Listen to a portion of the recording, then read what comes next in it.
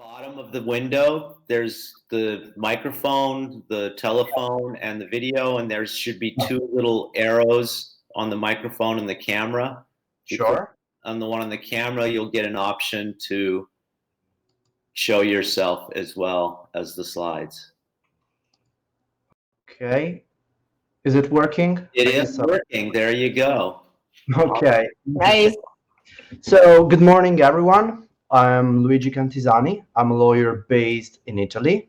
I'm skilled in international trade law, business transaction, and alternative dispute resolution. Well, basically online dispute resolution, since I serve as external advisor for one of this project.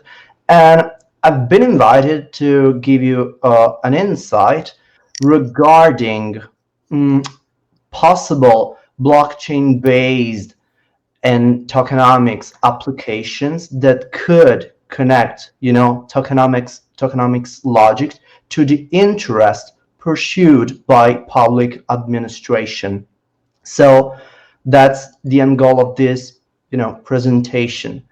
Harmonizing token economics models so that they can serve public administration. And this is, interesting for developers or entrepreneur willing to start projects in Italy, and specifically in Turin. So let's begin. I will give you, a short presentation, but feel free to interrupt me whenever you want, because I prefer you to pose questions and, ask suggestion. I like to be super practical. So I want to immediately introduce you a bunch of few, let's say, use cases. Each time this is what I believe, each time that you want to start a project that is aiming at serving public interest, and so something, that could be useful to improve sustainability, now something that could meet citizens' needs, is important to ask yourself to think, what are public administration really pursuing in that very territory, so in our case in Turin, and what citizens want. Okay, once you understand this 2 point, you need to start thinking of a real use case that can somehow match those interests. Okay, and once you find it, you can start thinking of a tokenomic model that can somehow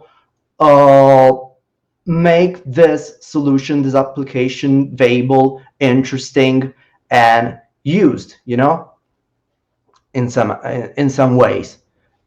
Something that could keep the players involved engaged. Okay, only after doing that, I suggest to start thinking of the legal challenges, because if you start thinking if you are immediately like, oh, can I do this, can I do that, I was at law there, you will probably be like self-constrained somehow, like you will limit your own imagination and creativity, and this is not good in my view at the beginning. After getting your idea, after start fantasizing on a project, then you can, at some point start questioning yourself about the legal challenges that are involved. But don't do that since the very beginning, otherwise you will just limit your own creativity, and that is not good in my way. Legal issues.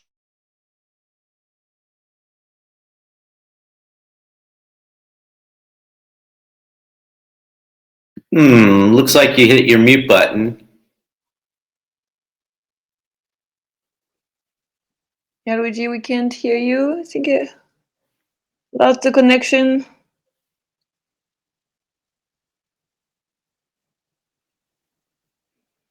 Be tackled some questions.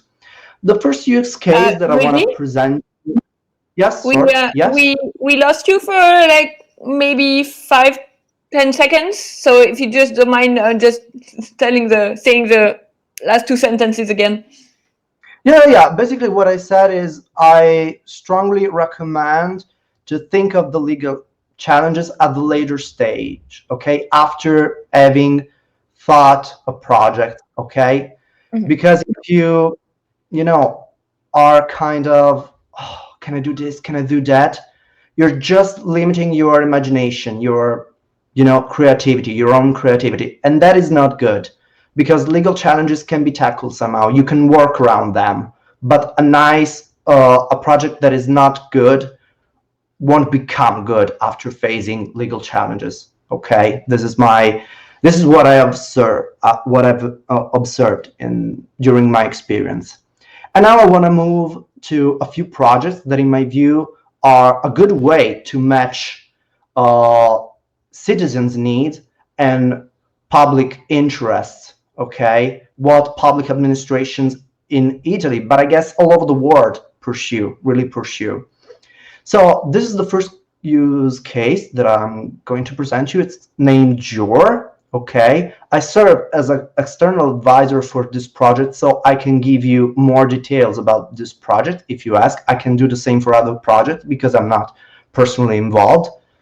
What is JUR? Basically, JUR is a blockchain-based platform, okay, developed by the company named JUR, that is based in Switzerland. And this platform is meant to cover, as I love to say, the whole life cycle of contractual relationship. This means that on the JUR platform, you can transpose your contract, your legal contract, and announce it in some way by relying on smart contracts. As of today, you can support your smart contract just with the escrow smart contract, okay? But in the future, you could do more. But above all, what is interesting about JUR is that you have online dispute resolution mechanisms that are embedded. So in the event of a dispute, you can rely on online dispute resolution. And this is something that has been kind of underestimated in the past years. But now, due to the COVID crisis, I believe that people are starting to be more interesting in ways for resolving disputes quickly at low cost on procedures that are completely online. I don't know our things in US at the moment, but I can easily tell you that in Italy most of the civil courts are closed, or just for case there are considered just address cases that are considered extremely urgent, just stuff like that. Yeah, no, it's the same. It's the same, but it's also it really highlights that people were like, or countries were more advanced in civic tech. I mean, there's a lot like said that like in Taiwan, like they manage a lot because they could do a lot of things online. They could vote online. They could submit all these claims online and so on. So yeah. Okay, so how does this project respond to the two questions that I suggested before? What public administration could pursue? Facilitating business transaction and reducing litigation. I mean, reducing litigation within the civil courts, which is a problem in Italy, and I guess it is the same in many countries. On the citizen's perspective, what citizens want? Being sure that the transaction will work, being sure that, executing the contract, performing the contract, being paid and stuff like that will be executed somehow, and doing all of this stuff, all of these things at a low cost. This is what citizens are interested in, and this is what this platform is pursuing. And at the center of this ecosystem, there is the JUR token. That is the token that users use to let's say upload their contract, include and use the escrow smart contract, starting disputes. And it's also the tokens that let's say people that vote on the disputes, because there are different this online dispute resolutions methods in this platform, and one of this and two of this mechanism involve people voting. Okay, the other case is pure arbitration, but just done online, just executed online. Okay, in the other two mechanism, you have people voting. Okay, and the token is a tool to reward all the players involved within the ecosystem. And this is how you can basically connect all the interest. A platform that serves needs, and a token that is used as a value, as a representation of a value for using the platform, but also for being rewarded. Is this project become kind of concrete? Is it really serving public administration? Well, I'm glad to inform you that in 2019, JUR signed an agreement with the Republic of San Marino that is interested in using basically the whole ecosystem, but it's extremely interested in one of the online dispute resolution that I mentioned, the cart layer, which is basically arbitration made online, entirely made online, okay, within this platform by using the JUR token and all the features of the JUR ecosystem. And so, as you can see, there are public administration, in this case, even states, even if it's a small state, it's still a state. They are interested in, improving access to justice somehow, facilitating business transaction, reducing civil litigation. And so I believe that this is interesting. Justice could be an interesting area to be explored by entrepreneurs and developers interested in, developing projects in Italy.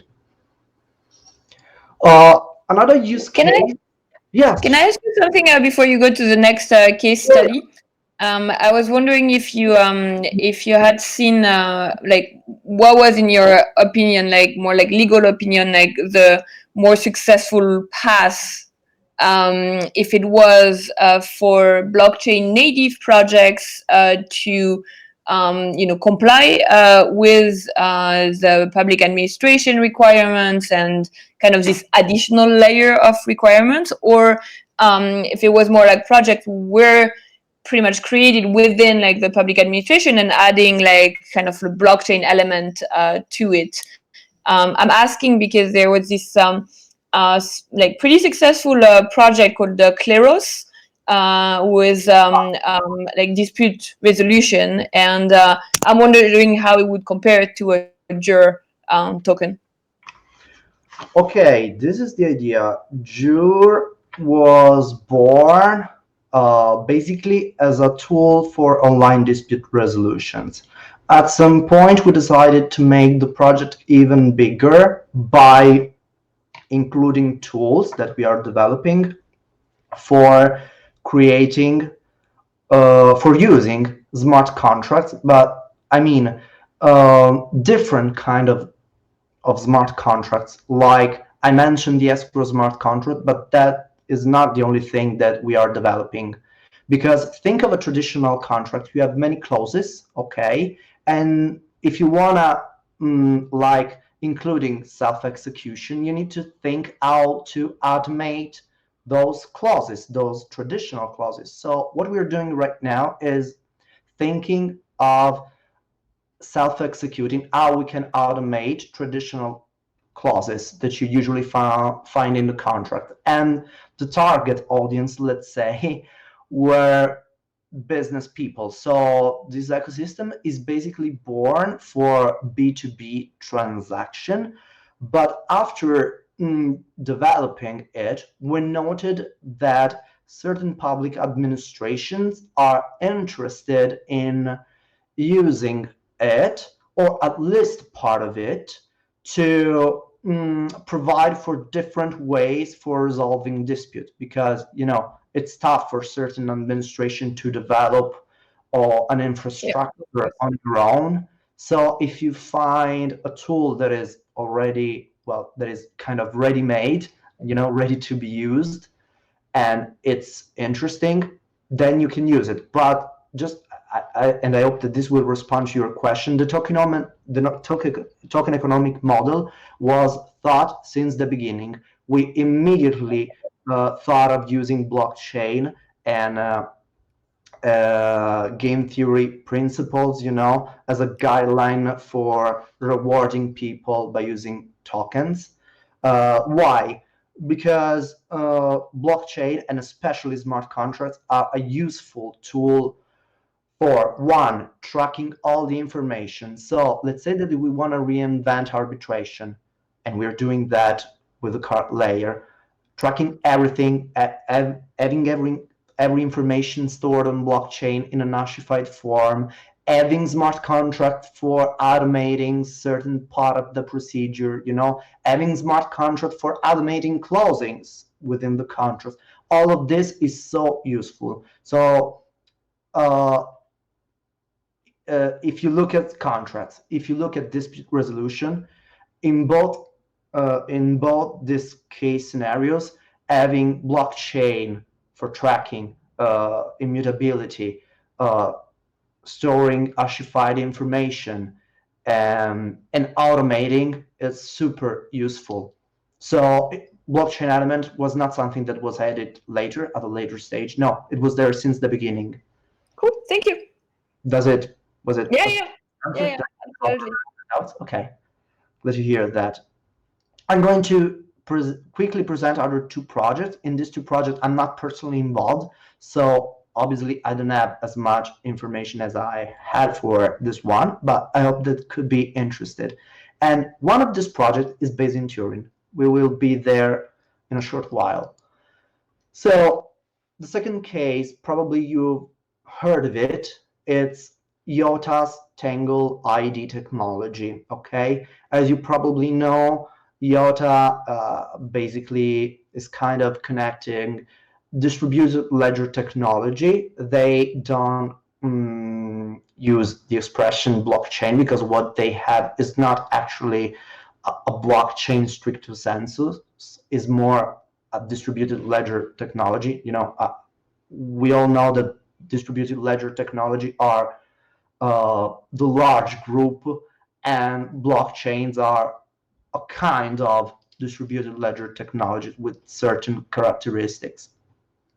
Anyways, what IOTA is doing right now is trying to provide for real use cases, something that goes beyond just pure and speculative token economics. So applying token economics model to real case scenario. And they're interested in the notion of smart cities, making cities smart. They provided an interesting report on their vision, highlighting the benefits of smart cities. By the way, if you want, after this presentation, I will be glad to share this file with you. So if you want to have this information, all these links, Yeah, it would be great if you can share it in the TURIN Discord. So if people are, hacking, wanna have a look or ask you questions, that's super useful. Thanks. Okay, tell me when you want me to do that. Can I do it right now? Is it easier? No, just do it after. After. Yeah. Okay. So, which was the starting point for IOTA for allowing for smart city application? Tangle ID, in other words, digital identity, creating a tool that represents the digital identity of the citizen. Once you have a digital identity, and I mean, this could be applied for every smart city project vision. Once you have a digital identity, you can use it, as a way, first, for protecting citizens' identities. Two, as a way for allowing citizens to interact with public services. Imagine of public transport. Think of parking, stuff like that, okay? And if you connect other blockchain-based services and Also, IoT, Internet of Things application, so sensors, for instance, is easily to track actions, collect data, and use those data for certain operation. For instance, let's say that I want to incentivize people in using public transport, so as to reduce pollution. Okay, if I have a digital identity as a starting point, and I have other services that are connected to this digital identity, I can easily track how the citizen is behaving if he's using public transport. And for instance, I can reward him. I can reward that very citizen with tokens, or I can grant, I can facilitate access to other services. There are many things that you can do once you have a digital identity. You can even start thinking of e-voting, okay, for, I don't know, municipality elections, stuff like that. But the digital identity should be the starting point, because otherwise you cannot connect all of these things. And they developed Tangle ID, and they signed an agreement in 2019 with the capital city of Taiwan, Taipei, for this project that you can see in the slide. It's called Taipei Smart City Living Lab. And the idea is incorporating distributed ledger technology and also IoT application into smart city applications, okay? And the starting point is obviously Tangle ID, which will be used to create digital ID, okay, for citizens. This is the starting point. And among the examples that they mentioned, there is reducing the risk of election fraud, preventing identity theft, and storing citizens' health data and other important information. But if you decide to start a smart city project, this is my suggestion: immediately think of an idea for handling digital identity, and after that, don't restrict yourself. You can think. There are so many applications that you can think of, and you can use token economics, okay, models, as a way for incentivizing people. Basically, what you need to do is connecting rewards to ethical value, or some kind of values that can push for more sustainability. This is what you need to connect in this case. This is my view list. So I would move on to the next case, unless you have questions in general about smart cities or ID, a digital ID.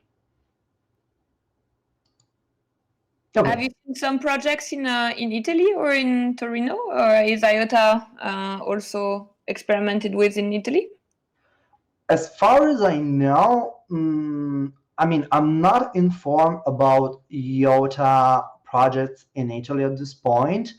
I've heard of certain other kind of smart city projects within Italy, but nothing truly concrete at the moment. I've heard of a project that is named Milano Coin, so based in Milan. But honestly, they do not share so much information, so I don't know if the project is currently, going on, if it's been stopped, put on hiatus, and stuff like that. Maybe we can ask. I think Giovanni is on the call, so he spent a lot of time in Milan. Okay. Gio, have you heard of this Milano Coin? No, actually not. Okay. No. Okay. It's a very interesting project. I just read a bunch of information about this, but as I said, I don't know if things are currently moving on. And as regards TURIN, you know the people that are working on it, like names, no? Yes, but I can recall them. If you want later, I can share something. Just a couple of names. So I'm not even sure about the organization, because as I said, it didn't share so much. I just saw a Facebook page, something like that. But not many other information are currently available. So I don't really know if it's truly concrete at the moment. Maybe Okay. it's a shit like. Sorry. Yeah. Who knows? I'm kind of monitoring everything that happens. But in at early stage, you cannot easily assess if something is really concrete or if it's just an idea. But yes, you asked me about Turin, so let's move on with the next use case, which is not exactly a smart city project, but kind of, because uh, this project was started not by a private actors, but the University of Turin. This project is named Commonshood, and so I don't know how it works under, let's say, U.S. law, but under Italian law, university are public administration on its own. Okay, like the municipality, they are public administrations. They're not just institution for instruction, for education and research. They are public administration. And this project has been developed, yes, by the University of Turin, keeping into consideration certain initiatives of citizens. And what is Conzud? It's basically a wallet hub that is doing something quite innovating. It's not just an app for trading, for storing and trading and using tokens. It's also an app that allows communities or other kind of players to issue their own tokens in order to let's say support, encourage uh, the development of the local economy in a way that is sustainable. I mean, the end goal is sustainability. That is what they love to underline when talking about their mission. Okay, and so at the center of this wallet application, there is the idea of distributing different customized types of tokens. Okay, in order to sustain group of activities. And on their official website, they listed many kind of applications, like creating prepaid cards that will rely on this wallet application, discount coupons, starting crowdfunding campaigns and stuff like that, also implementing cashback rewards. So if you look at it, it's not just a wallet application, kind of different. It's an ecosystem. It's based on a wallet application, but it's more like an ecosystem, because different kind of activities could take place within this ecosystem. This is my understanding of this project. We can actually ask them, because they're in the Discord channel of TURIN, because they're one of the partners on of the main track for our hackers. So It would be questions. Yeah, they can definitely. I mean, for me, like, the main question for all of these projects that are like great to, like, provide like local, as you said, like provide local sustainable development is really, how do you pass the problem of like having a wallet, having to like understand this, like for people who have no idea or interest in like more like getting into like crypto currencies, like too deep, I would say. So how do you make it easy to onboard people and seamless? Yeah, I perfectly understand, and this is my opinion. Okay, and I also seeing at this issue while working with Shure. In my own view, it's not really important communicating people, I mean, to casual users, things about blockchain, token economics. You just need to provide them a tool and rewards that are easy to understand. I mean, when we use web browsers like we're doing right now, we are not thinking of the protocols that govern these applications. No, we're not doing that. We're just looking at an application. We're just looking at a web platform for starting video conferences like we're doing right now. So we are not really thinking of the technology that is, beyond the curtain. And my idea, we should be able to do this also with blockchain-based application, because blockchain, at the end of the day, is just a protocol.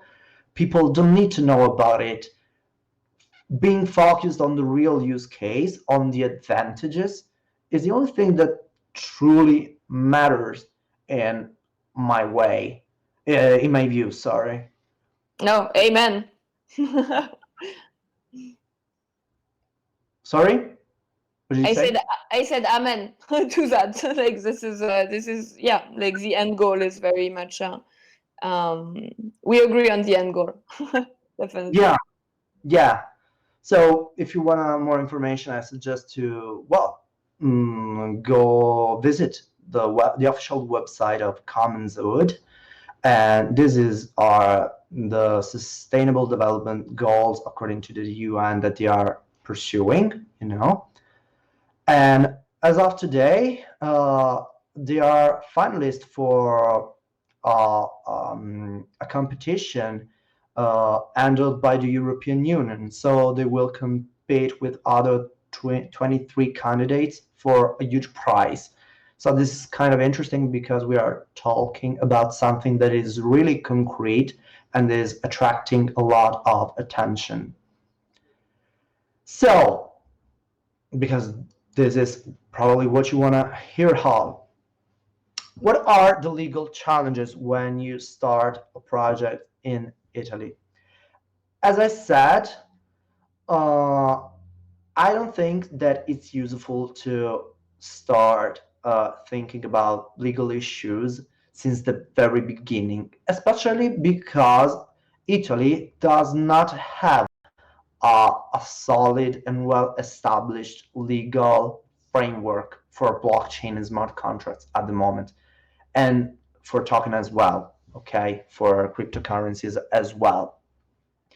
But there are certain provisions, provisions here and there that can be applied to blockchain and smart contract, and I suggest to look at these provisions. Basically, the so-called simplification decree of 2019, the law, 2018, provides for a definition of distributed ledger technologies. Okay, so not exactly blockchain, but the definition of the entire group of distributed ledger technology. So I suggest to look at this definition and see if what you're developing falls within this definition, okay? Which is pretty vague in my view and not so well, drafted, but it's the only legal definition that you have within Italy. So I suggest to look at it. And also you have a definition for smart contracts. The thing that is important in my view, sorry, there is a mistake here. I will fix it later before sharing the presentation.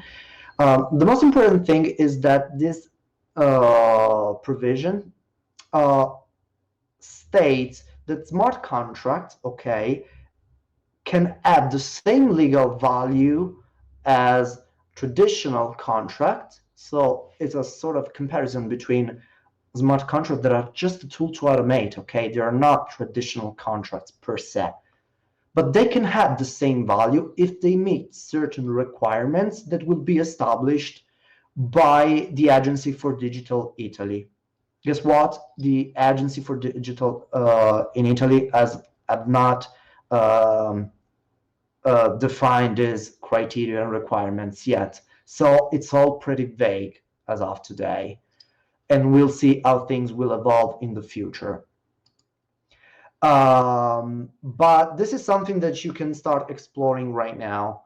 because the same article, the article 8 there, the simplification decree, provides that documents, okay, stored by means of distributed ledger technologies have the same legal effect of electronic timestamp. What does it mean? It's basically a reference to the so-called ETH regulation, which is a regulation applied within the entire European Union that regulates e-documents, electronic documents, and electronic signatures and electronic timestamps. Okay? In my opinion, go into these technicalities once you have a clear idea in mind of your project, okay? Because otherwise you will start questioning the wheres, the whys, and the hows in a way that is too, like, could be too obsessive and could limit your own creativity. So do not do that, okay? What I suggest to do instead, here you have more information to understand, the different definition of electronic stamp under the EIDAS regulation, but you can read this information later.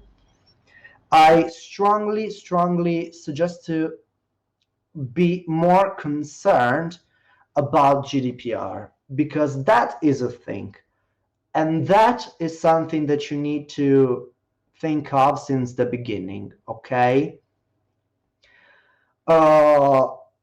I am sure that you have heard of GDPR. Is basically the European regulation for data processing and circulation of data, It's important because this regulation provides that every way for processing data should be GDPR compliant by default and by design. These are two principles listed within the GDPR, which means that you need, if you are creating an application that is based on the use of blockchain, you need to think of it, you need to plan it, you need to design it in a way that is immediately compliant with the GDPR. And obviously you cannot completely change your project at a later stage.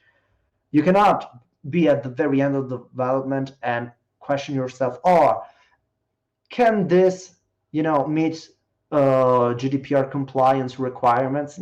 No, this is something that you need to think of in advance. This is the only thing that I suggest, the only legal matter that I suggest to think of since the very beginning if you want to start a project, not only in Turin, not only in Italy, but in the entire European Union. Okay? I think that there's no much time to go into the technicalities of the GDPR, but obviously if you are interested in learning more, reach out. Can we a little dig into GDPR? Can we dig a little bit into GDPR? I just have a question. Because the conflicting element is, like the first one is pretty big. I mean, this is like, how do you even thinking about it? Like, how do you even go around that? Because okay, I love this one. It's the most interesting because it really requires clever ideas to work around it. Okay. Basically, the GDPR provides that the so-called right of deletion, citizens, okay, people, right to be forgotten. Right to be forgotten, exactly. The right to be forgotten, which means that I can ask to someone to delete my data, my account, okay? How can you do that on blockchain?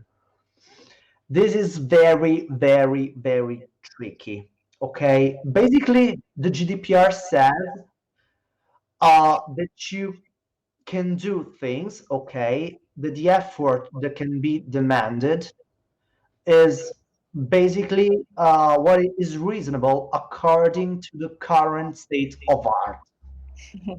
So you gotta love the formulation. what is reasonable according to the current state of art. It's poetry to me. It's like really. It's like. So what is my understanding, and also the understanding of other lawyers about this? If we cannot really delete information that are stored on a blockchain, because obviously blockchain is immutable. I'm oversimplifying, but I guess that you know what I mean. How can we solve this issue? Well, basically, a good way for tackling this issue is storing certain data in an hashified form on a blockchain, adding off-chain database. So, the hash, okay, has to make reference to the information that is stored somewhere else, okay?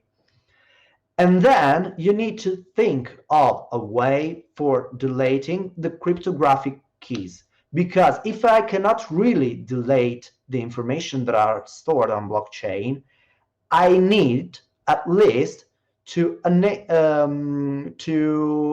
this information unusable. And if I have a way for deleting the keys, okay, I can prevent anyone from using the information that are stored on chain. Data that are stored off chain are not a problem. You can delete them.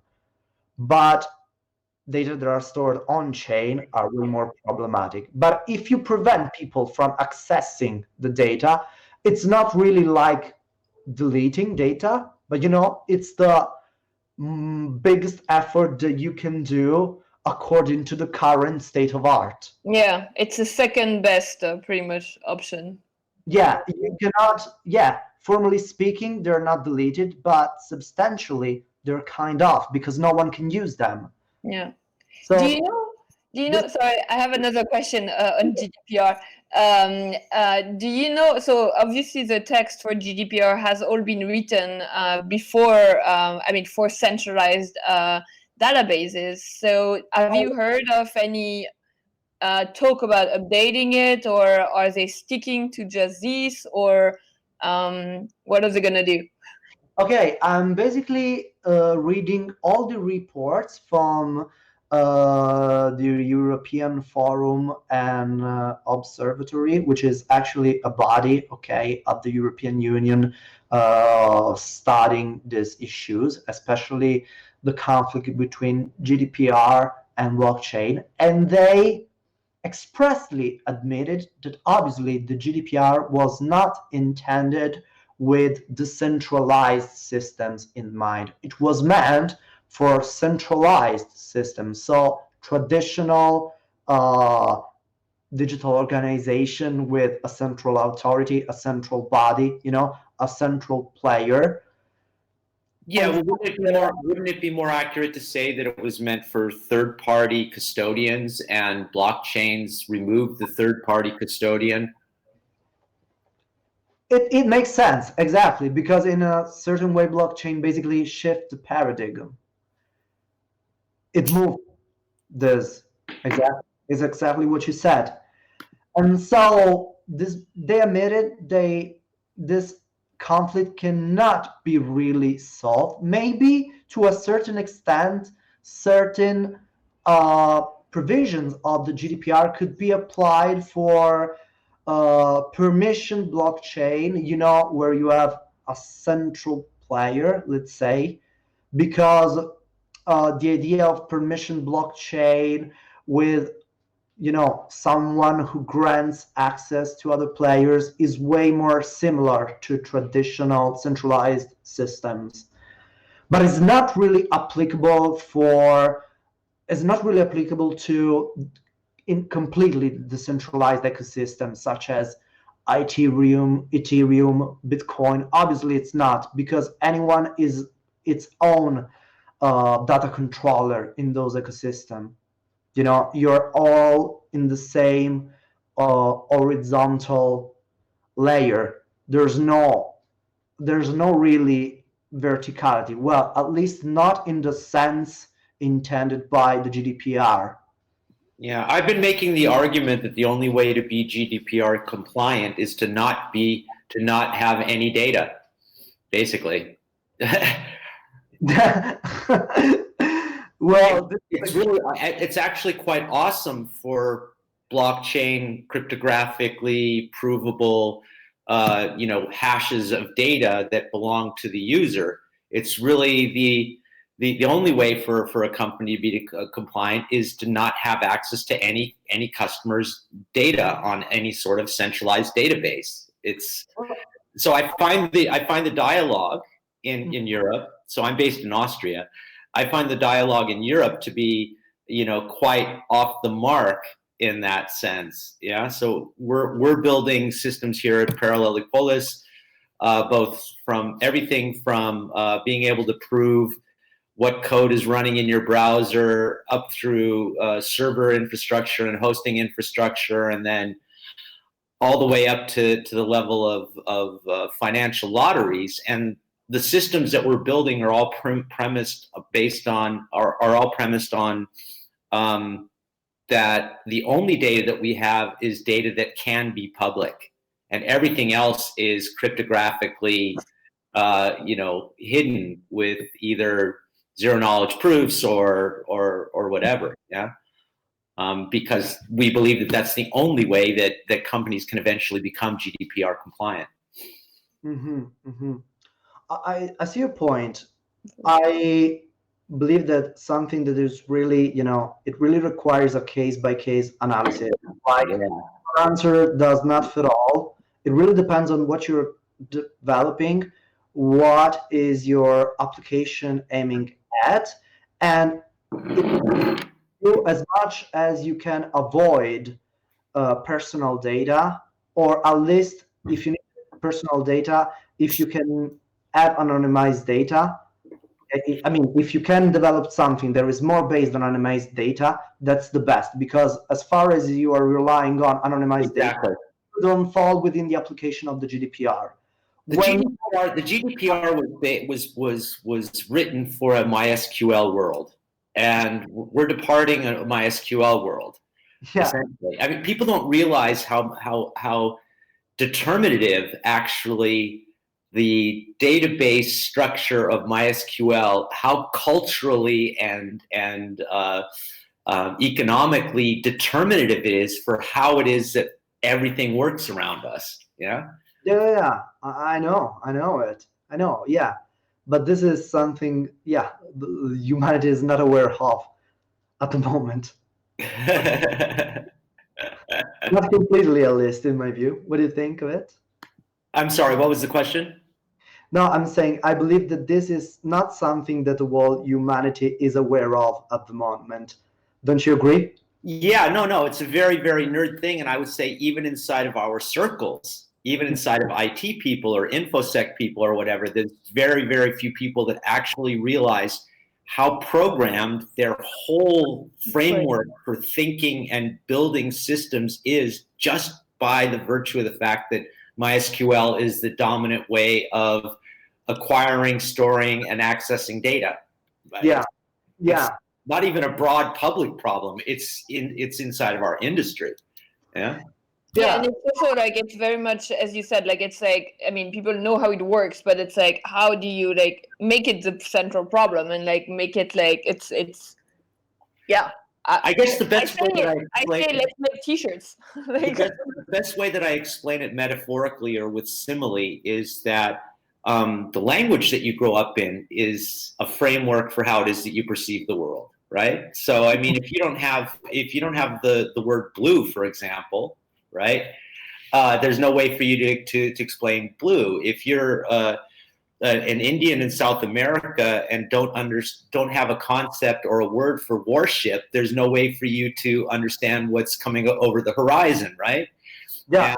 And so that's the best way that I metaphorically describe, the MySQL issue or database issues, is that if you don't have the framework for or the words for understanding what it is, or if you do, you think in that framework. There's words in German that don't exist in English. You know what I mean? And so these computer languages that we use and that we build our systems on have an incredible effect just on the whole matrix or framework of thinking that people contact. And that's what the revolution of immutable databases is, or an agreed upon world state, is that it changes the whole framework for thinking about how it is that we access and store and recall data. Yeah. Of course, but also the players involved in blockchain-based ecosystem. I mean, think of just users, nodes, full nodes. It's something that is far away, so far away from the paradigm based on data controller, data processor, is way too different, you know? Well, I agree with that to a degree, but remember that all that Satoshi did was take BitTorrent and combine it with essentially an immutable database. Yeah. So basically GitHub. Yeah. That's all that Bitcoin is GitHub, a Miracle Tree plus BitTorrent. So these technologies, been around for 20 years, and the thoughts around them combined with cryptography have been around, I guess the research is 30, 35 years. It's not that it hasn't been around and people haven't been messing with it. It's just not the dominant economic paradigm or the institutional paradigm. Yeah, it's peer-to-peer basis, which is something that already existed before. So the whole idea of nodes and networked and distributed communications, they've been around basically since the inception of the internet. But we went off into this whole area of recreating the real world economy with digital economy, with digital economics, online selling and everything. And that's where the world went, while simultaneously all of these other thoughts and ways of doing things were actually being developed and existed. Yeah. So I think it's been more of an economic question. Yeah, that was the new growth field, was internet business. Yeah. Sure. If I could kick myself for one thing that I did online in my whole online life, and I've been online since 1983, is selling, working at advertising agencies and explaining to clients that you could granularly tell by click-through what exactly a customer wanted or was doing, as in comparison to print ads or TV ads. I mean, I sat in pitch sessions explaining to people how granularly you could get access to that information. I could kick myself now for being so naive back then. Yeah. But yeah, so I think the GDPR issue is actually a place where we can really make a lot of we can win a lot of ground for the technology. Yeah, I don't think it's a problem. I think it's an opportunity. I think yeah, and also if you look at the grand scheme of things, okay, even if they're based on completely different concept, they're kind of working in the same direction, because they both target more data security. They both target data sovereignty to citizens. So if you look at can you hear me? Yes. Because I thought there was a problem with my connection. Okay, so if you look at the very, at the very purpose, they're kind of same in some way. I agree.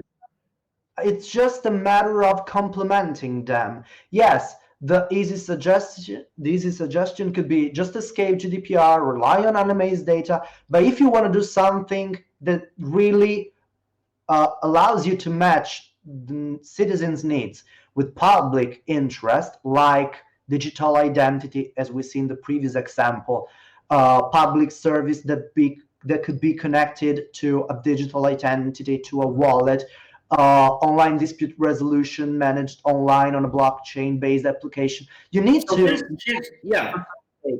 So you can. Here's the thing is, though, we have that. I can revoke my identity keys and create a new one.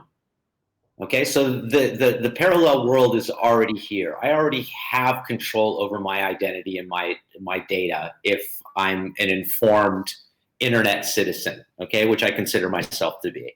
So I can revoke my identity keys and create a new identity on Keybase, PGP keys. I can create a whole new trail of proofs of who I am that allows me to interact with the people that I want to interact with. Okay, that world exists for us for 10 years now.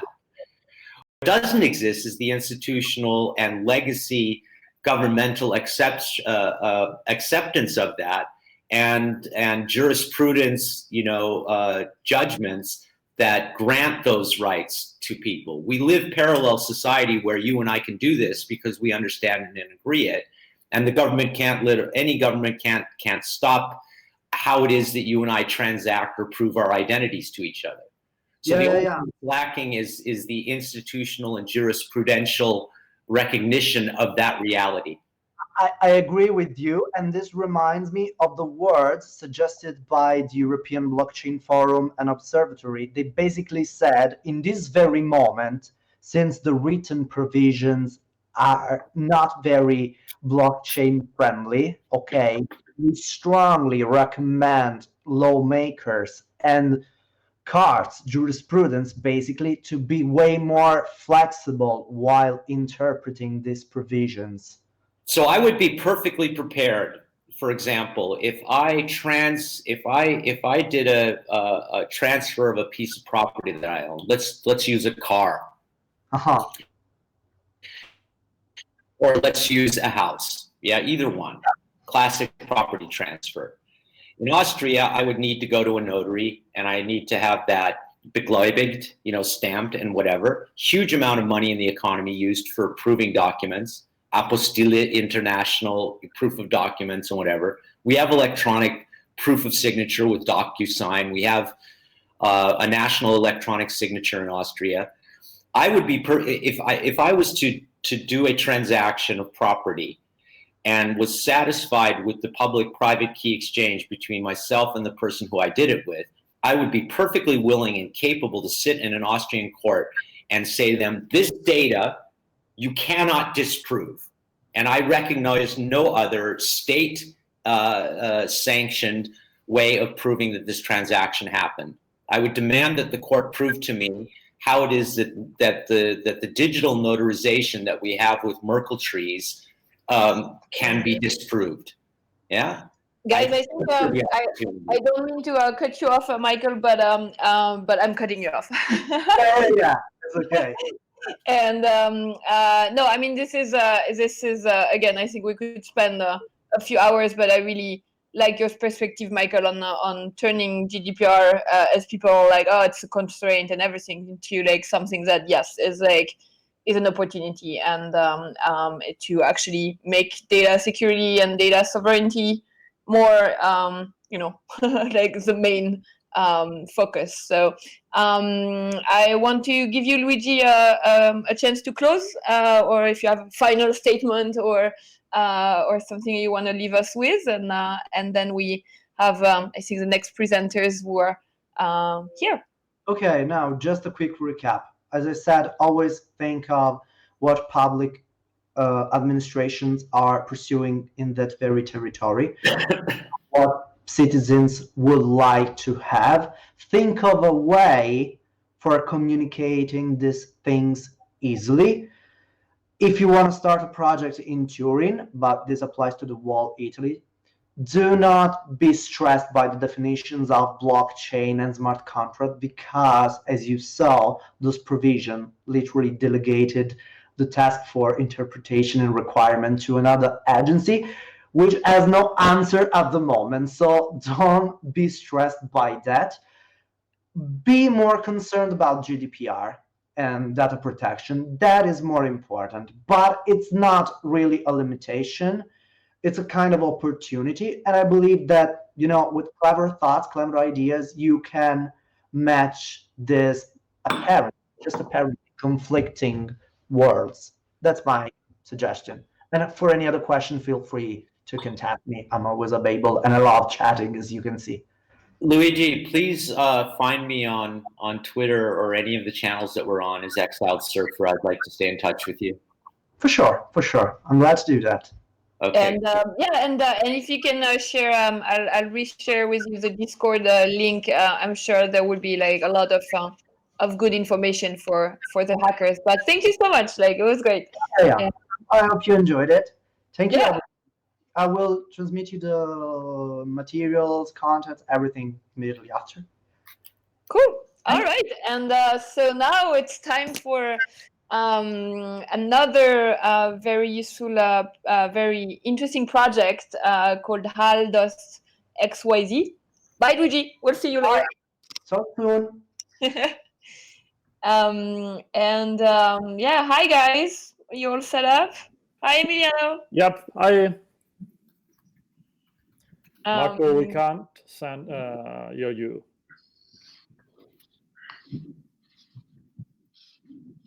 So I think if you can also like for the fellow spacers rename yourself in your little boxes. So yeah, if you click on the three dots in the bottom right-hand corner, it opens up a sub-menu, and at the top it says Me. And if you click there, you can type in your name, and if you give it an email address which has a gravatar attached to it, then you can even have a gravatar icon. Isn't that amazing? Whoa, I didn't know that. Very cool. Very cool. All right. Got it? Yeah, I can see your screen. Hi, can you hear me? And Yes. can you also hear me? It would be Yep. great. Wow. So thank you for the invitation. It's great to be here.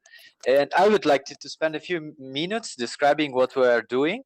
And then we'd like to show you a product, and it's really relevant for us to get your feedback. And so we'd like this talk to be as more interactive as it can be.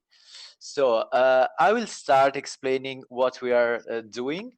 Could I interrupt you very shortly before you start? If you click on the down arrow on the video icon, the video camera, there's a little like down arrow there. If you click on that, you can select to show yourself picture-in-picture while you're presenting your slides, which is nice for the live stream.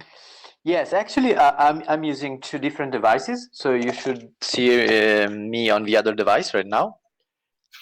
Hi. Okay, but the live stream follows different. Okay. Yeah, so if you do that on the device that you're presenting on, then you'll appear picture-in-picture. Okay. I'll try to do that. Let's see if it So works. if you just share the screen like you did, yeah, and then there we go. Excellent. Can you see me? Okay. Thank you so much.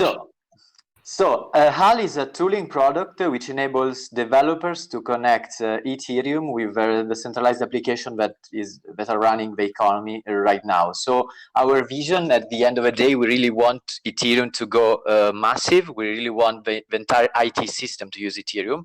And in the long term, we see trustless components working with trusted components, and we want to make it easier because we think that the average developer, the developer out there, is not the same who is joining Ethereum events. The Ethereum events is still it still involves just a few of developers, and we really want to have millions and millions of developers interacting with Ethereum. So our first MVP, we released it basically 1 month ago, enables developers using a web pass to create workflows which basically listen to any kind of Ethereum transaction. I will show you how, also decoding parameters to smart contracts and apply filters to any specific, for example, element of any array sent to the smart contract. Any kind of event, but that's something that also other projects are working on. So you can say if this event, smart contract fires this specific event, and as a parameter, you have that kind of parameter.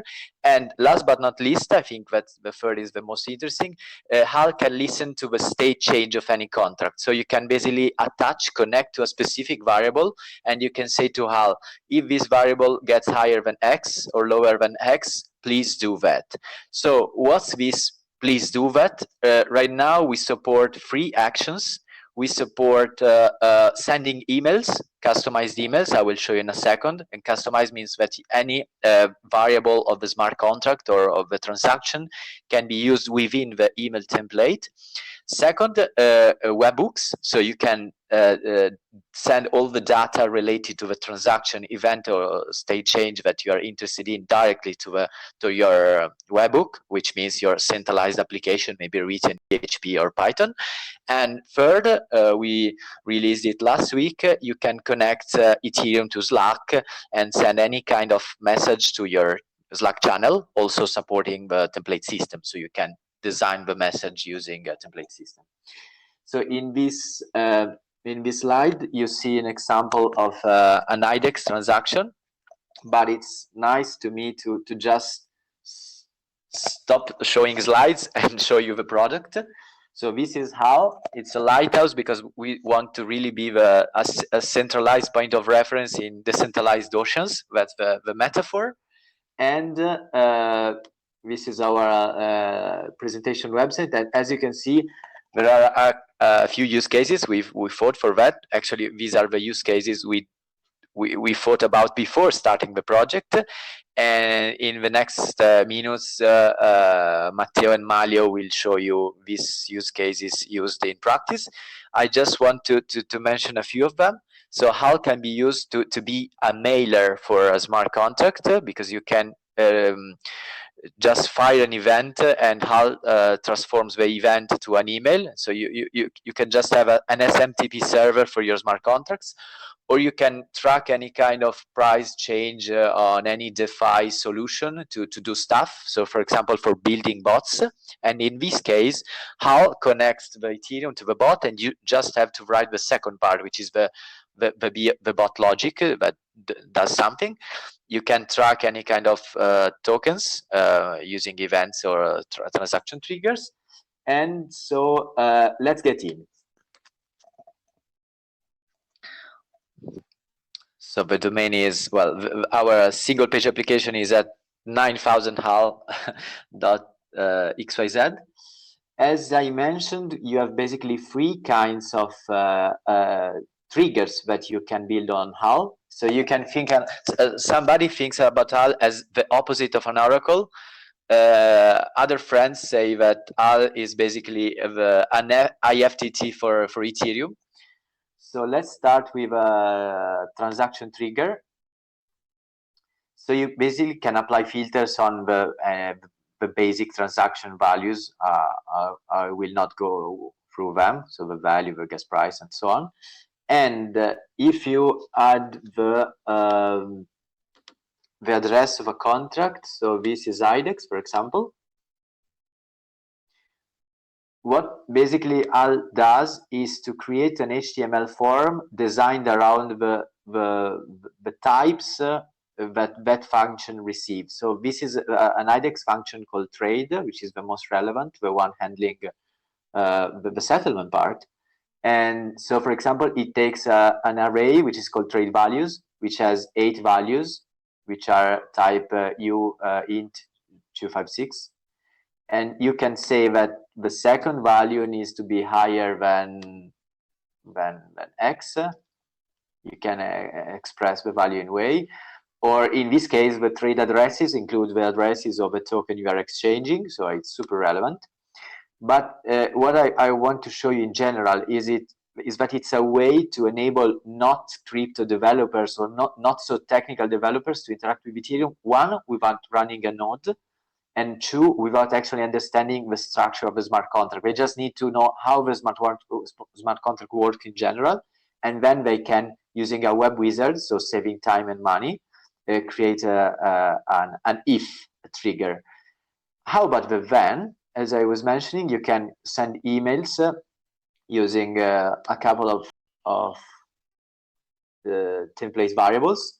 So not just the base one, but also the parameters of the smart contract sent to the smart contract can be used in the emails. And most relevant, the recipient of the email doesn't need just to be a static email address as an alert tool. It can be a variable too. So you can use HAL to notify to all DAO members, for example, something that a vote is coming, because you have the recipient email or which corresponds to the DAO member here. So also the recipient can be a variable. Slack, same kind of templating system, and webhook. You just put the URL. So this is transaction trigger, and maybe, well, you can guess how the events trigger is. It's the same. The difference is that if I add the IDEX contract, it filters me the events. So for example, set owner, and I can apply filters on this. So we just released the Slack integration. What we are going to do in the future, well, we have a super rich roadmap, but one thing I want to mention is that we are trying to make stuff even easier, creating pre-recipes templates for specific popular Ethereum projects. So in order to have the developer not filling in all the form you have just seen, which is this one, but just a few inputs which are the most relevant. So I would like at the end of our talk to also give you a long-term vision about why we're actually doing this. But before that, I think it's more relevant to have a demo with actual use case.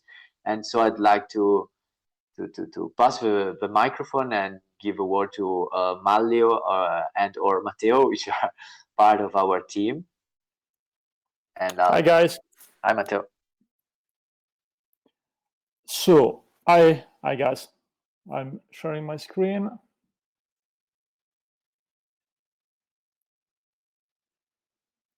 Okay, do you see my screen?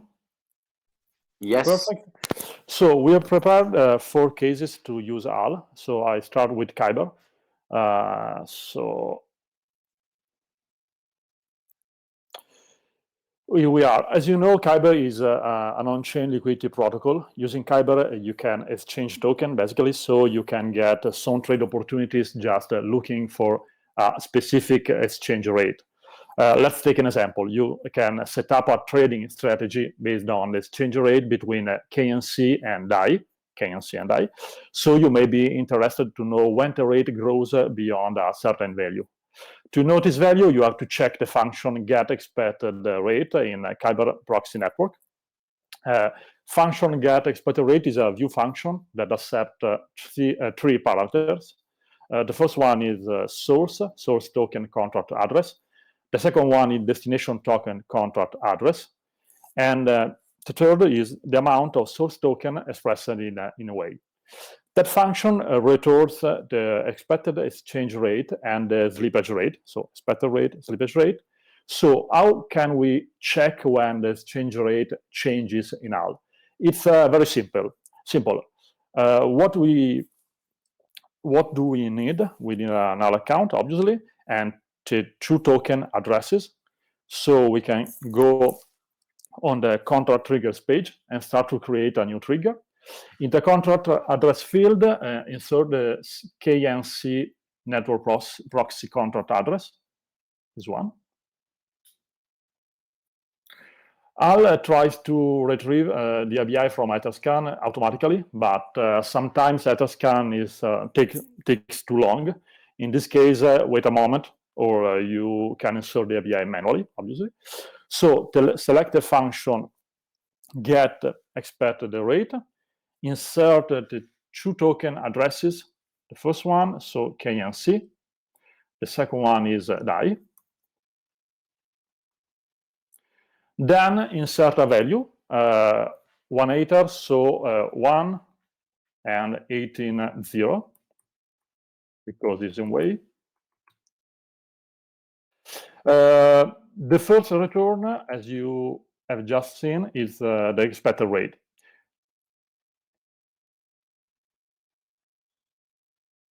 So 1 is bigger than 1 Ether. Okay. So select an action. In this case, I choose a webhook. So it's very simple. I can insert a URL.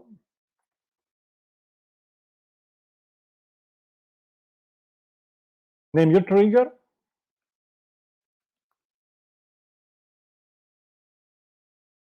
Save. This one. So when the rate between K and C and DAI changes, the trigger will be triggered. And so this is the first case. Mario, do you want to talk about Uniswap? Yeah, sure. Let me share my screen.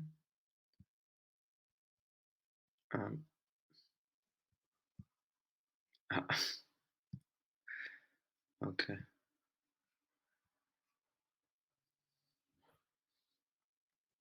Does it work? Is it sharing? Yeah, okay. Can you all see my screen? Yes. Okay, thank you, Fanny. So yeah, the use case that I wanted to show you is Uniswap. Uniswap, as you know, is a protocol for automating token exchange on Ethereum, which means that if you have two tokens and you want, actually, if you have one token and you want a different token, you can go on Uniswap and exchange them. So we have a few use cases for that. One classic one that we thought of is here I have the contract for Uniswap. Is to do all those things around tracking who exactly is exchanging what and how much. So say that you want to track whale transaction on Uniswap, right? Those like really big transaction, even for a specific user, it doesn't have to be generic, but it can be generic.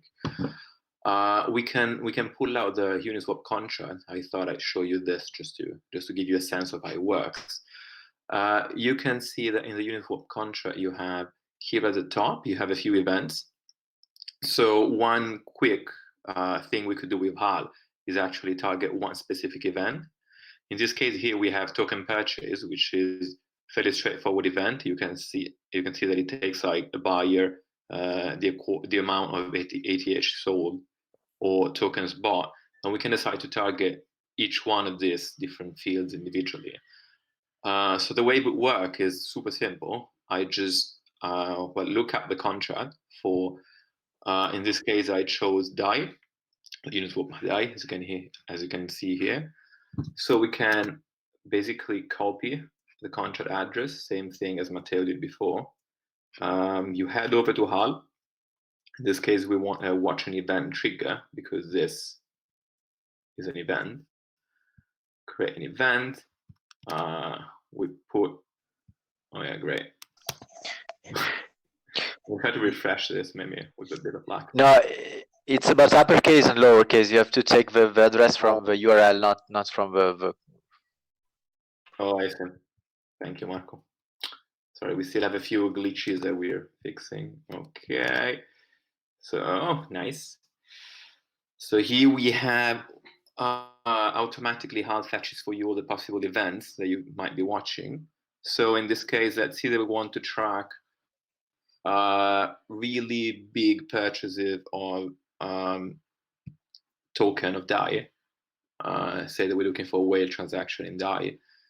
You select token purchases. You can fill in like a buyer address if you want. Well, that's my address actually, but you can put any Ethereum address, and then you can plug here like a really big number, which is expressed in way again. This is not super simple. We might want to show this in different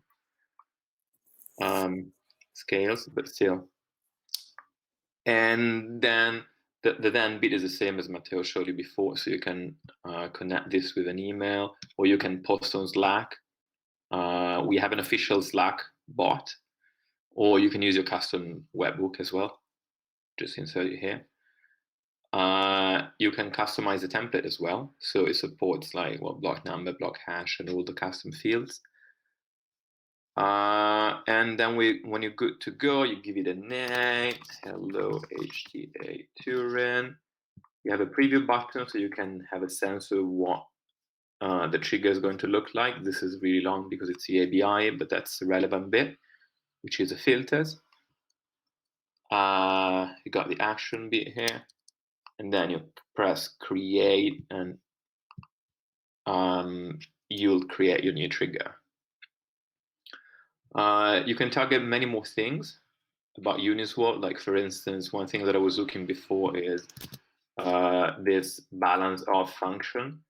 So it says that you want to know how much your balance is for Uniswap, you just create a contract trigger, which is the one that Matteo showed you before, and you target specifically the balance of function, and the rest stays the same. So 2 clicks, and then you're good to go. So yeah, that's all for Uniswap. Yeah, Matteo, do you want to take it from here? Yep. And now we can talk about Fulcrum, just an example. So I can share my screen again. Okay, do you see my screen, guys? Yep. Yep. Okay, perfect. So what about Fulcrum?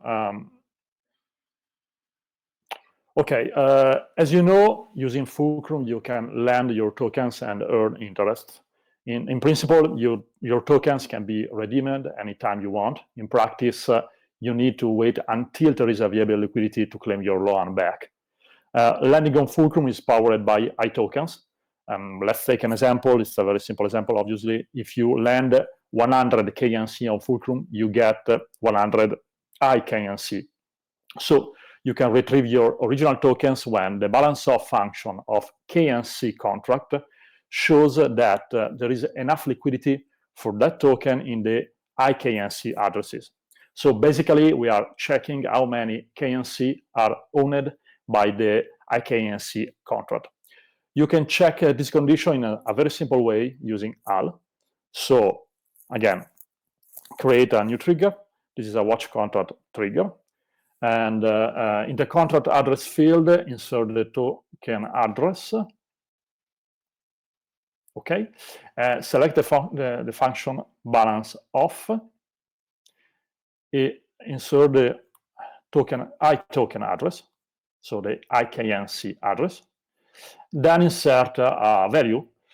ERC20 tokens usually have 18 decimal digits. So if you want to check if the total available liquidity is bigger than 100 KNC, you have to insert 100 and then 18.0.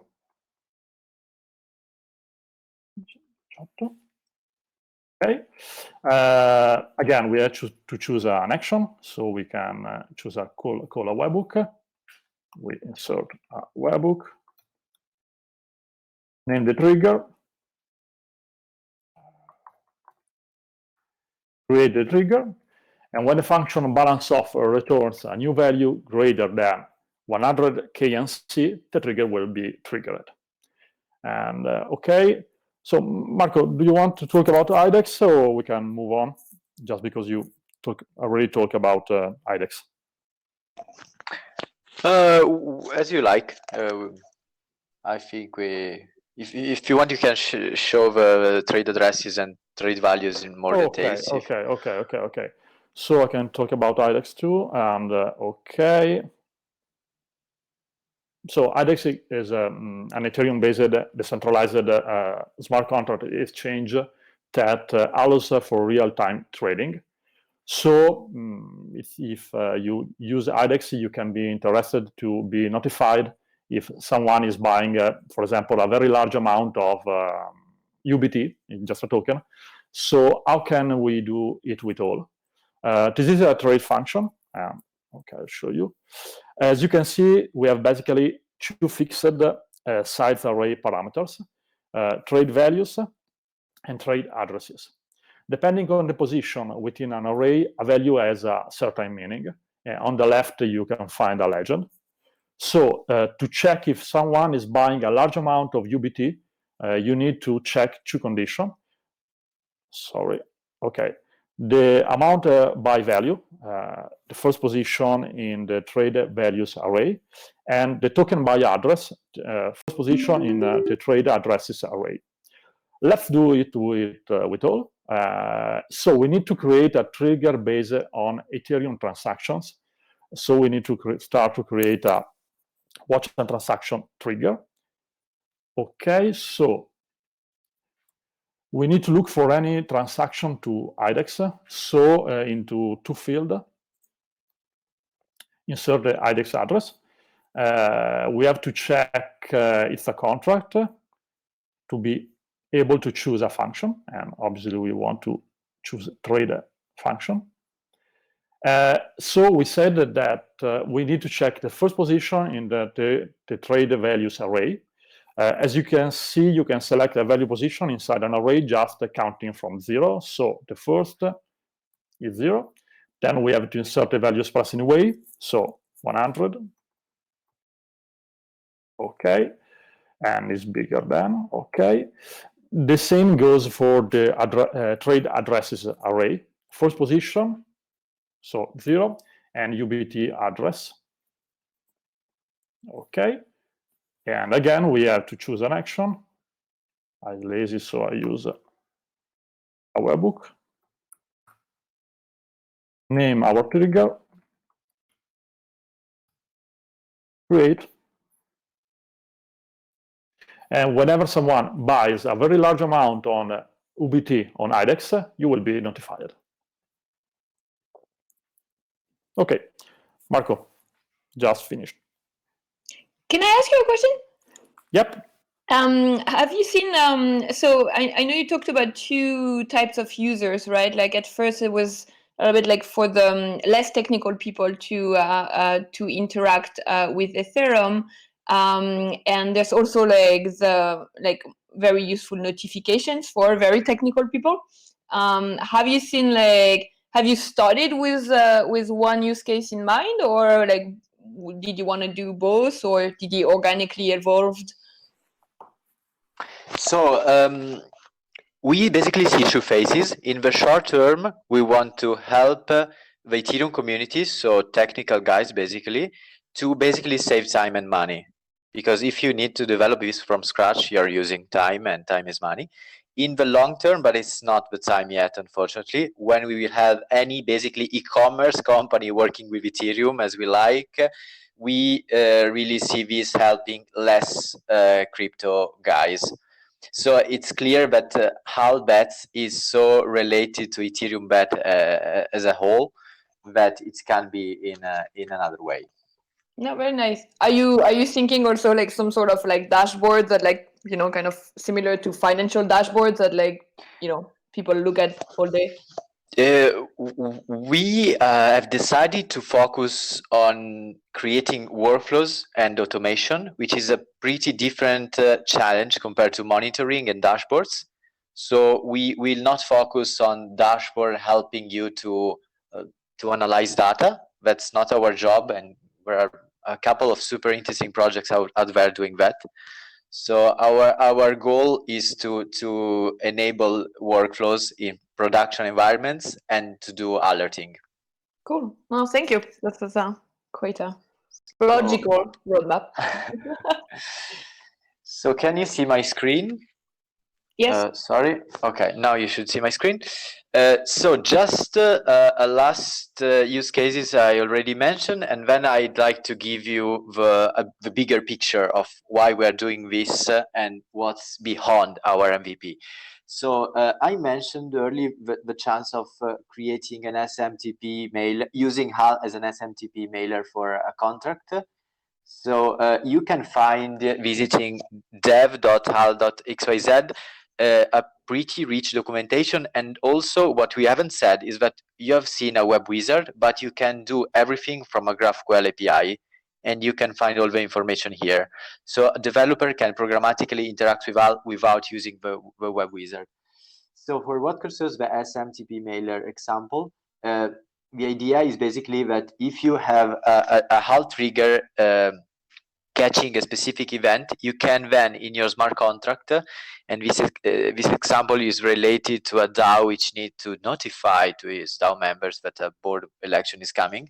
You just need to write this kind of stuff as you see in the middle of the screen, and then so you can just send the email from the smart contract with line 5, which is emit send email, because you are tracking the event on the other side. So getting back to our the idea behind HAL that you can describe I will send you the link afterwards, but it's described in what we call the gluing manifesto. We have a manifesto which was released 40 days ago basically. So we have been thinking about centralized system on one side, which following traditional Vitalik post means that they are logically, politically, and architecturally centralized, as you know. And they are custodial, of course. They are not replaceable because if Coinbase goes down, it's not replaceable at all, and so its failure is simply not acceptable. And on the other side, you have blockchains which are centralized logically but decentralized politically and architecturally. I'm sure you know those stuff, and are not custodial, and well, it's not replaceable, but it can fail because it's decentralized. So the point, and I will share you a few examples, not just HAL, is that actually we have a third category that we call gluers. So they are centralized as HAL is, because HAL runs on a server, as you know, so it's centralized. But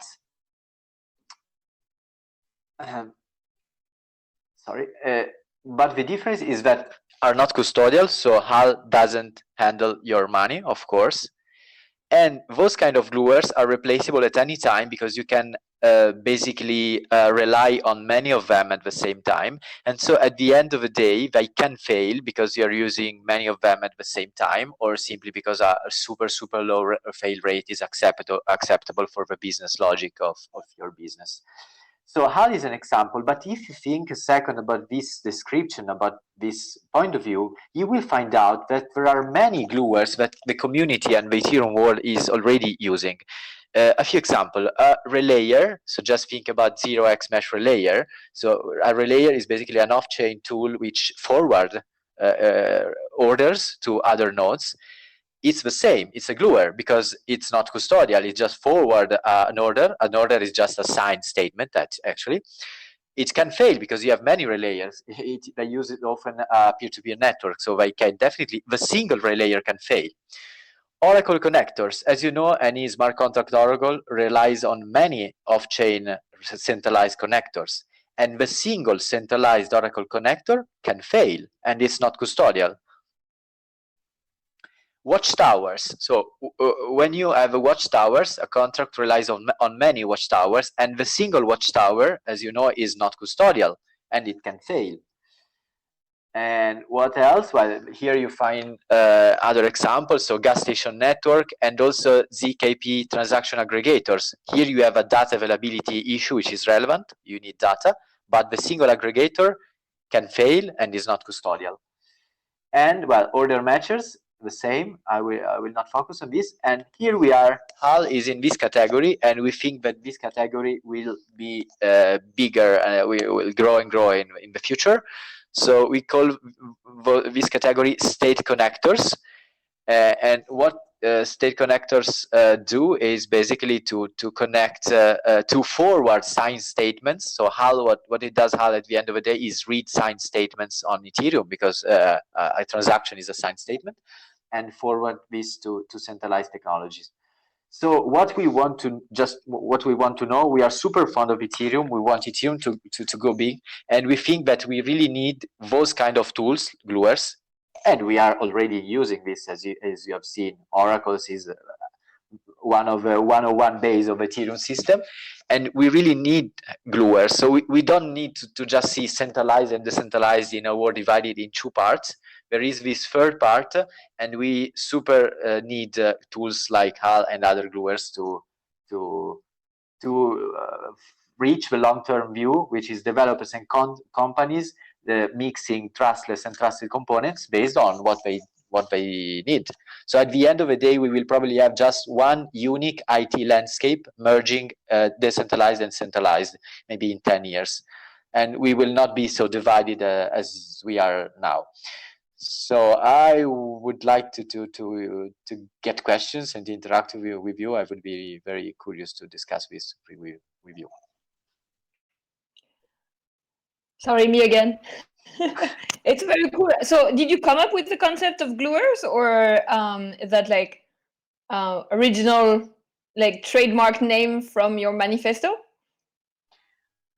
We invented it, but it's just a live conversation. So no, it's great. Yes. It's awesome. No, it's a very that's why I was asking if that's a concept that existed before, or No. or if you have the trademark.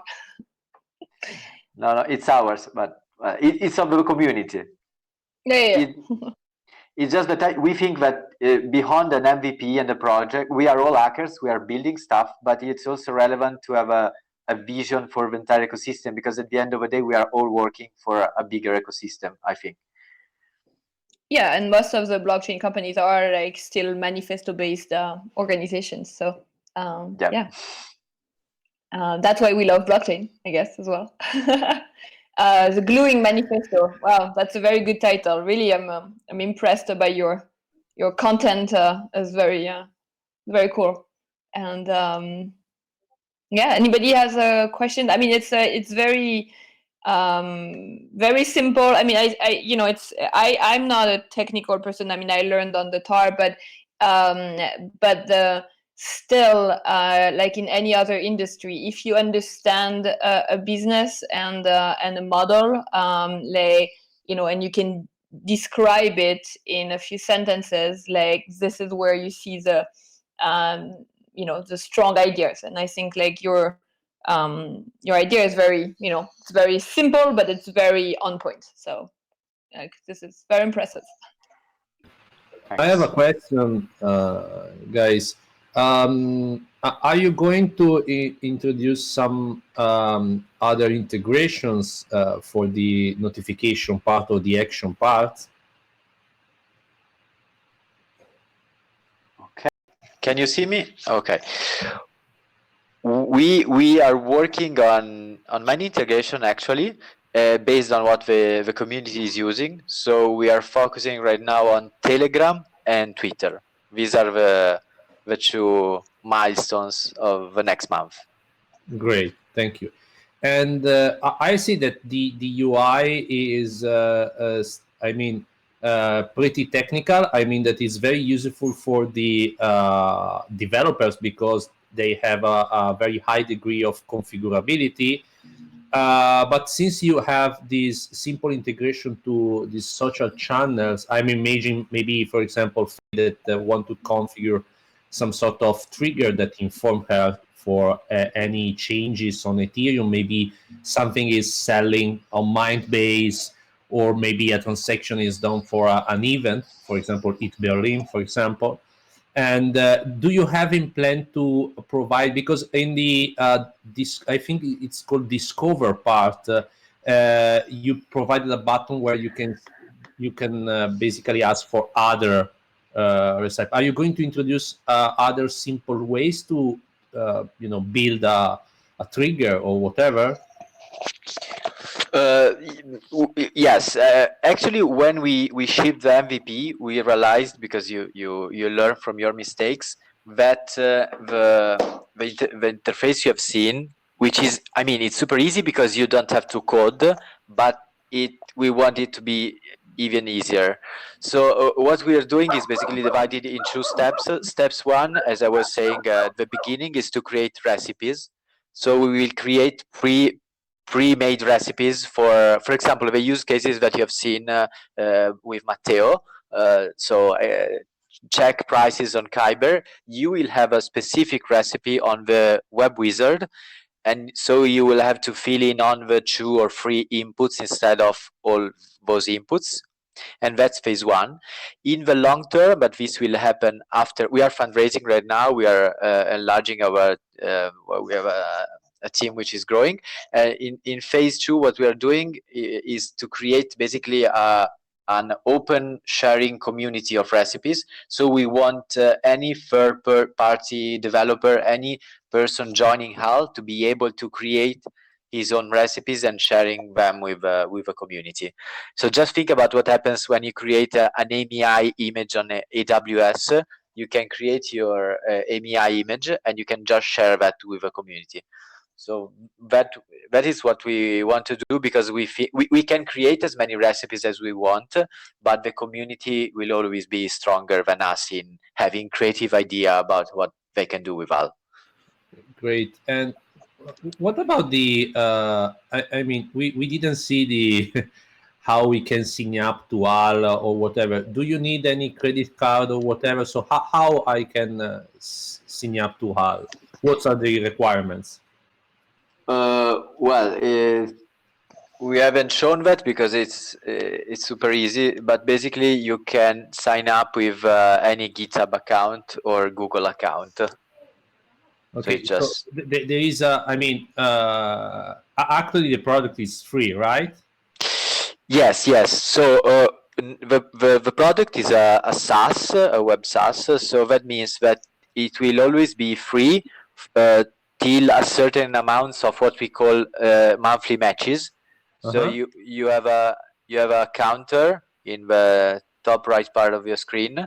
So a match happens when a trigger is triggered. Sorry for when a trigger fires, and that enables any kind of developer to use it for free. But if you are a company and you need to use this in production environments with, I don't know, hundreds of thousands of matches per month, you will have to pay. Great. Based on a tier model. So the more matches you use, the more you So pay. if we want to try in this hackathon or other hackathon, or if we want to set up for free some sort of yes.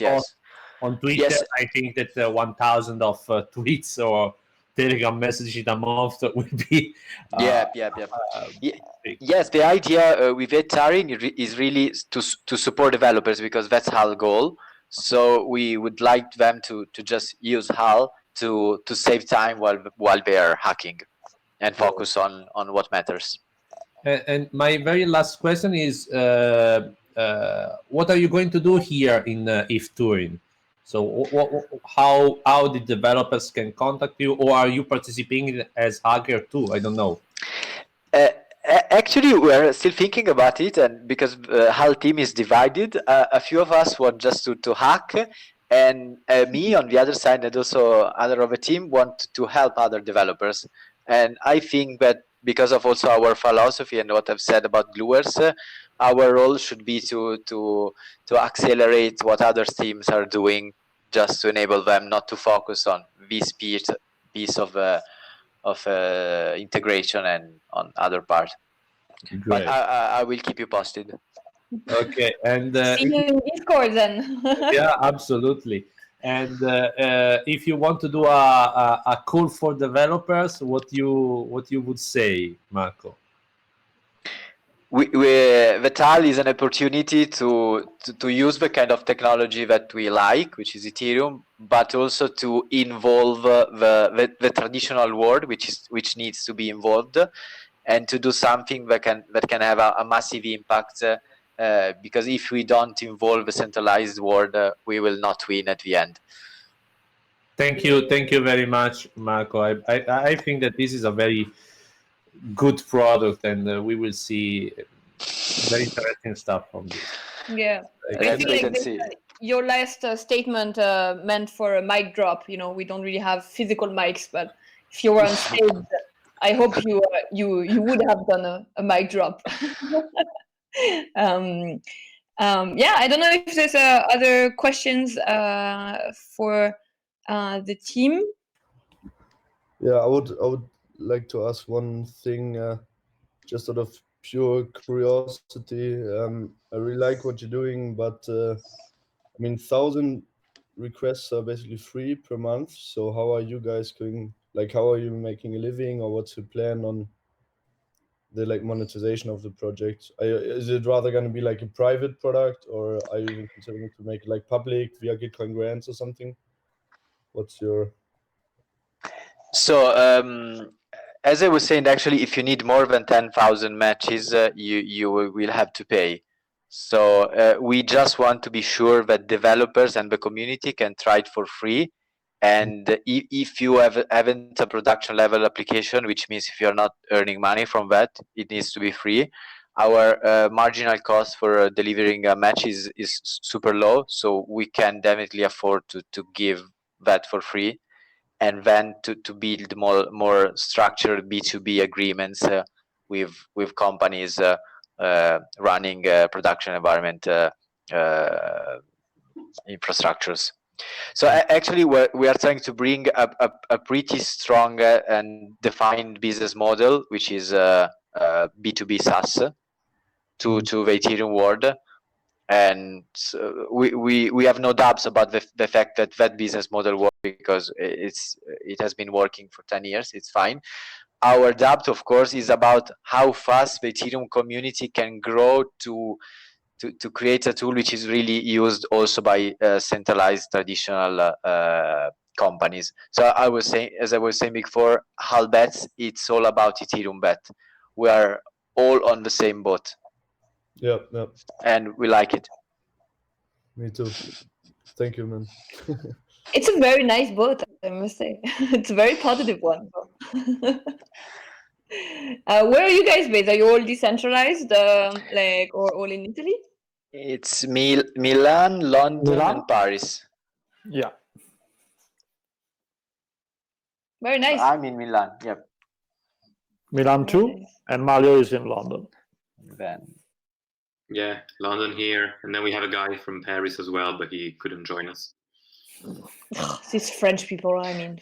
Yeah. Yes, they do brunches. They do a brunch on Saturday morning. Exactly. Even in confinement. Even in confinement, they find. Don't blame other people, please. It's my people. I can blame them. I'm French. No. So thank you for your time. Thank you so much. Thanks. Yeah, please do hang out and in Discord. And Emiliano shared a lot of details that you had. So yeah, like stick around. I think there's definitely a lot to do here. All right. Well, we have a little break for coffee. Okay. Or at least for me, it's not 6 a.m. yet, but for brunch. I don't know. Do people still do brunch like in lockdown? Sounds weird. Brunch seems this like thing you would do, but not really for the food. So No, you of course still we do. do I it? mean, we do it at home now, but we do it. This is still a soft blaming. Yeah. I feel like, or maybe it's because I have kids now and they're hungry every 2 hours, so I don't do brunch anymore because we eat every 2 hours. So maybe that's why. Yeah, probably. But look, you can see the sun rising. Cool. What time is it? It's 5:50 a.m. Where are you? I'm in New York. Oh, okay. Okay. Yeah. Yeah, it's it would have been better to be physically in Torino than waking up at 3 a.m. in New York, but you know, we adapt. But yeah, no, it's been a while now. So I'm still French, but yeah. Let me try to find us. So we have like a last. It's a short day on the mentoring today, but we have Annie from Amazix who's gonna tell us a bit more about the Annie is in. Hi. Oh, that's you. Hi. So it all works. You can hear me and you can see Yes, me, I guess. I can Okay, see you. Perfect. You have a very nice background. It's thank you. Yeah. And cool, very much.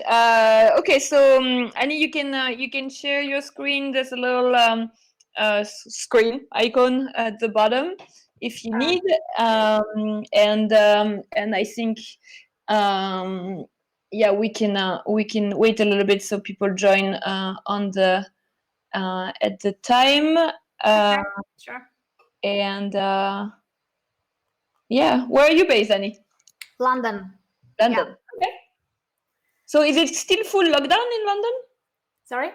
Is it still on full lockdown? Like you can't? Yeah, it is. You just can go out for 1 hour walk or exercise and then just to buy groceries. So, yeah.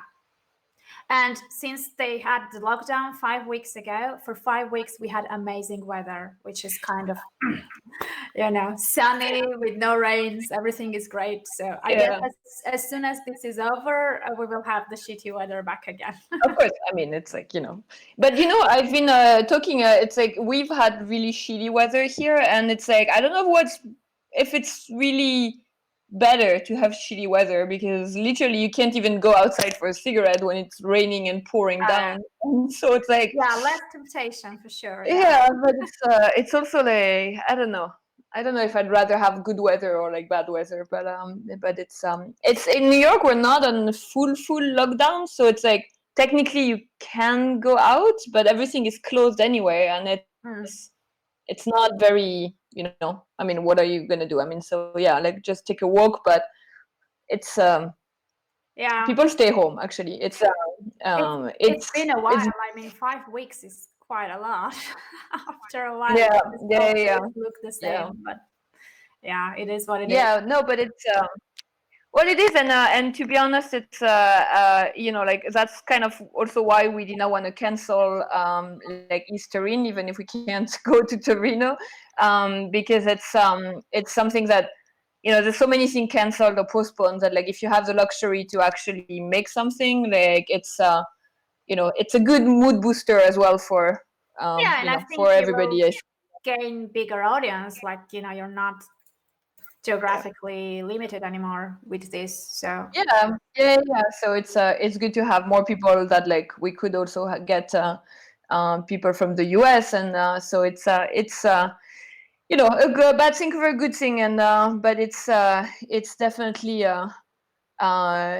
challenging, but all the events actually, Leon was on the call as well, and I are working on another conference for Radical Exchange, this foundation, and same thing is going virtual in June, so most of the planned things are moving into the virtual space. I have a friend who set up a business just a few months before the lockdown and this whole Corona thing. He thought the virtual summits will be the thing in the future, so he set up this company helping create virtual summits. And he said, I didn't expect it would be so soon that my business would blow up, because he just thought it will be like way later in the future, and then within 2 months he just it's a good business, like so some businesses are doing way better than before this. So. Let me just announce the talk in Discord, so we can get the hackers for the last 5 minutes, and then I'll be back. Just gonna mute myself and.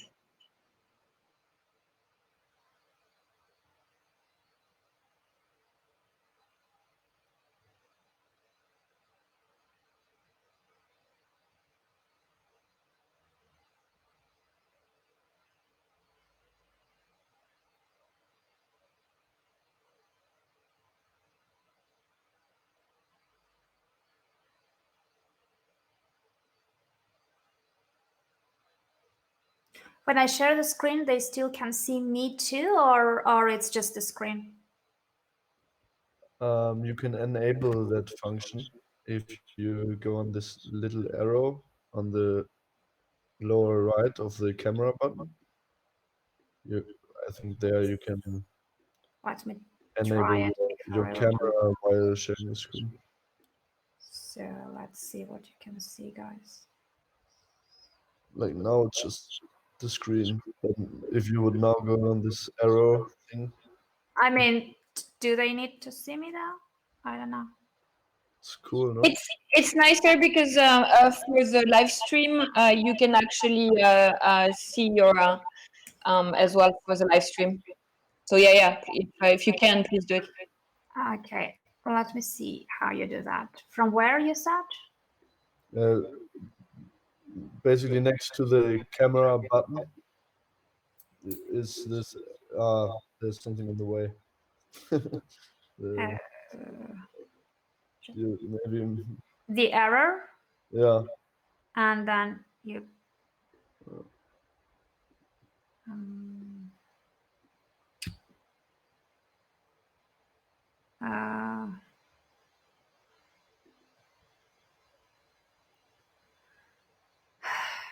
Not sure it's. Yeah, I think you can start sharing your screen and then maybe move the window so you can reach that button, and then it should work. Now if you move like the window a bit, that you can, like your browser window. I just don't find the place.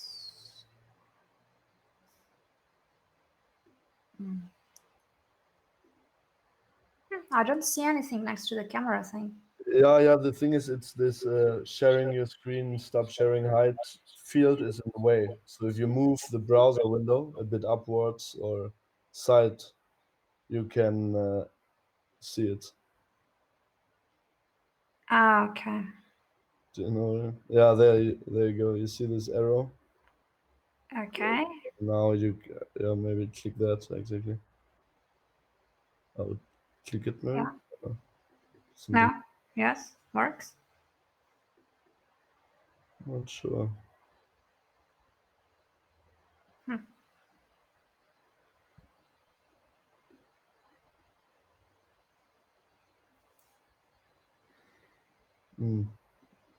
Sorry. It just doesn't do anything, so I don't know. Yeah. Fanny, do you have an idea? Sorry, I was muted. I was talking to myself, I guess.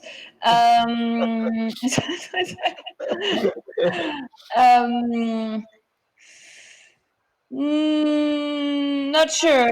We have Kate still. I think Michael left. Michael knew how to show that here. Let me see. No, this is not here. I think you can. Let me do it on mine. Okay. I'm just gonna share my screen for 1 second. Okay, let me stop sharing. Yeah. My entire screen. Share. And now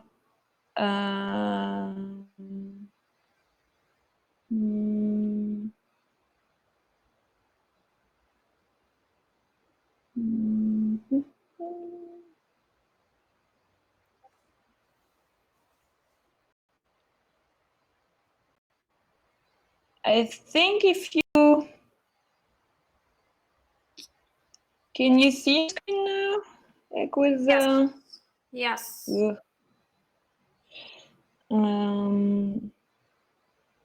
It's but you can see me. Yes, we can see you on the. You're unable. You can see me. Yeah. So I think, sorry, let me stop. So this is you just click. So it did not do anything by clicking here for you. Clicking where? Sorry. Clicking the little camera next to the hang up Yeah, no, bottom. it didn't. Yeah. I think I gave you a wrong suggestion. You just need to click the camera button itself, not this arrow. I think that's it. Yeah, the camera. Yeah. Ah, okay. Not Just this the arrow. camera, Sorry. not the Apologies. little thing. Let's try again then. Sorry. Oh, Leon. Okay, let me try again then.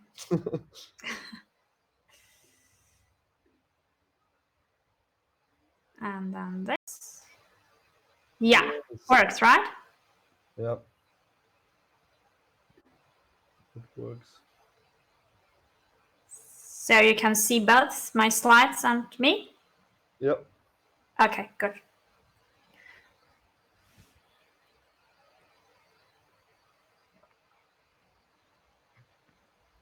Yeah, so tell me when you would like me to start. Yeah. Like from my side, you can go, but it would be nice maybe to have some more people. Yeah, sure. Sure.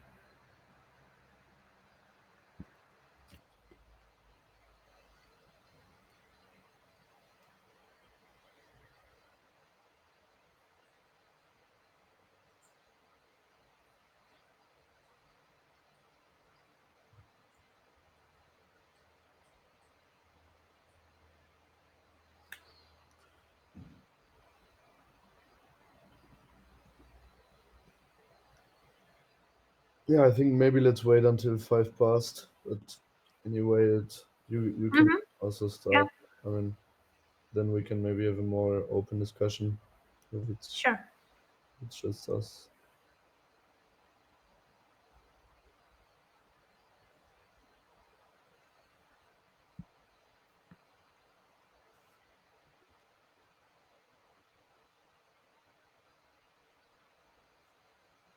Fanny says you can start, but she has to log in again. Okay, so I should start. Yeah. Okay.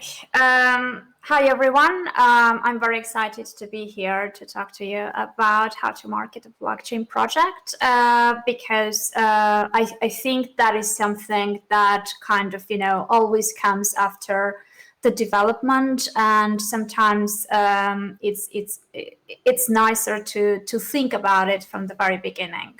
So just, let's start with the boring part so we can pass it fast. So maybe you will be thinking like, why am I qualified to talk about this? I've actually been in the marketing space for over 15 years now. And I've been seeing, I've been dealing with marketing from the different sides of the story. So I have been involved in marketing big brands, international brands. Later on, I've also worked for marketing agencies. So I've dealt with lots of clients from the agency side of things. And I've been in the blockchain space for over 3 years now. I ended up there completely accidentally. I'm also a fiction author, so I started writing content on Steemit. I ended up gaining, earning crypto. I had no idea what it was, how it worked, what to do with it. So I kind of, fell down the rabbit hole of the whole space. Later on, I was hired by a fintech blockchain company to market their project for the ICO. So we went through the roller coaster, and so all sides of the story, the good, the bad, and the ugly of the ICO. And also later on, I was involved in go-to-market strategy for that project. At the moment, I'm head of marketing at Amazix. Amazix is a global blockchain consultancy firm and a marketing firm. So my function is mainly helping all our clients who are blockchain projects to serve them with different marketing services. So so it feels like, I can look at the space and at the marketing from different angles, and I've seen it from different sides of the story. So this what we will be talking about may not be a very popular kind of standard marketing approach that many blockchain projects are pursuing, especially the ones who are still copying the ICO marketing models, which unfortunately right now don't work. So before we start, I would like just to make this fast journey from the ICO kind of hype times until now. So a few years ago, many projects were using the blockchain card, right? Blockchain was the next kind of, shiny thing, the next very popular kind of term that many projects kind of, used. And it was very attractive for investments. People were really interested in the whole thing. And very often, projects were just putting blockchain underneath just because it was very popular. So very often they didn't really need to use the tech, but it was bringing loads of benefits, so they were artificially embedding the whole thing in their business model. And as a result, sort of what was happening, just a few examples back then, what was happening was really amazing. Even Ice-T kind of renamed into long blockchain, and based on that, their share prices started going up like really fast. Back then, we had the times where all you needed was a good story and a decent white paper. So blockchain startups were raising billions actually without any live product in place, and things which couldn't happen otherwise in other kind of ways of fundraising were really picking up. And those were kind of, some people are still nostalgic about those times, but those times kind of, also included loads of juggling, because when projects were going through the ICO, on top of building the thing, on top of dealing with their project. They had so many different elements they still had to take care of. There were lots of things about listing their token into exchanges. They had to deal with the Telegram community, the token. They had to take care of the token buyers. Market making was something they were looking at. There was lots of hype, shield, influencers, all this kind of stuff that was coming on top of everything else.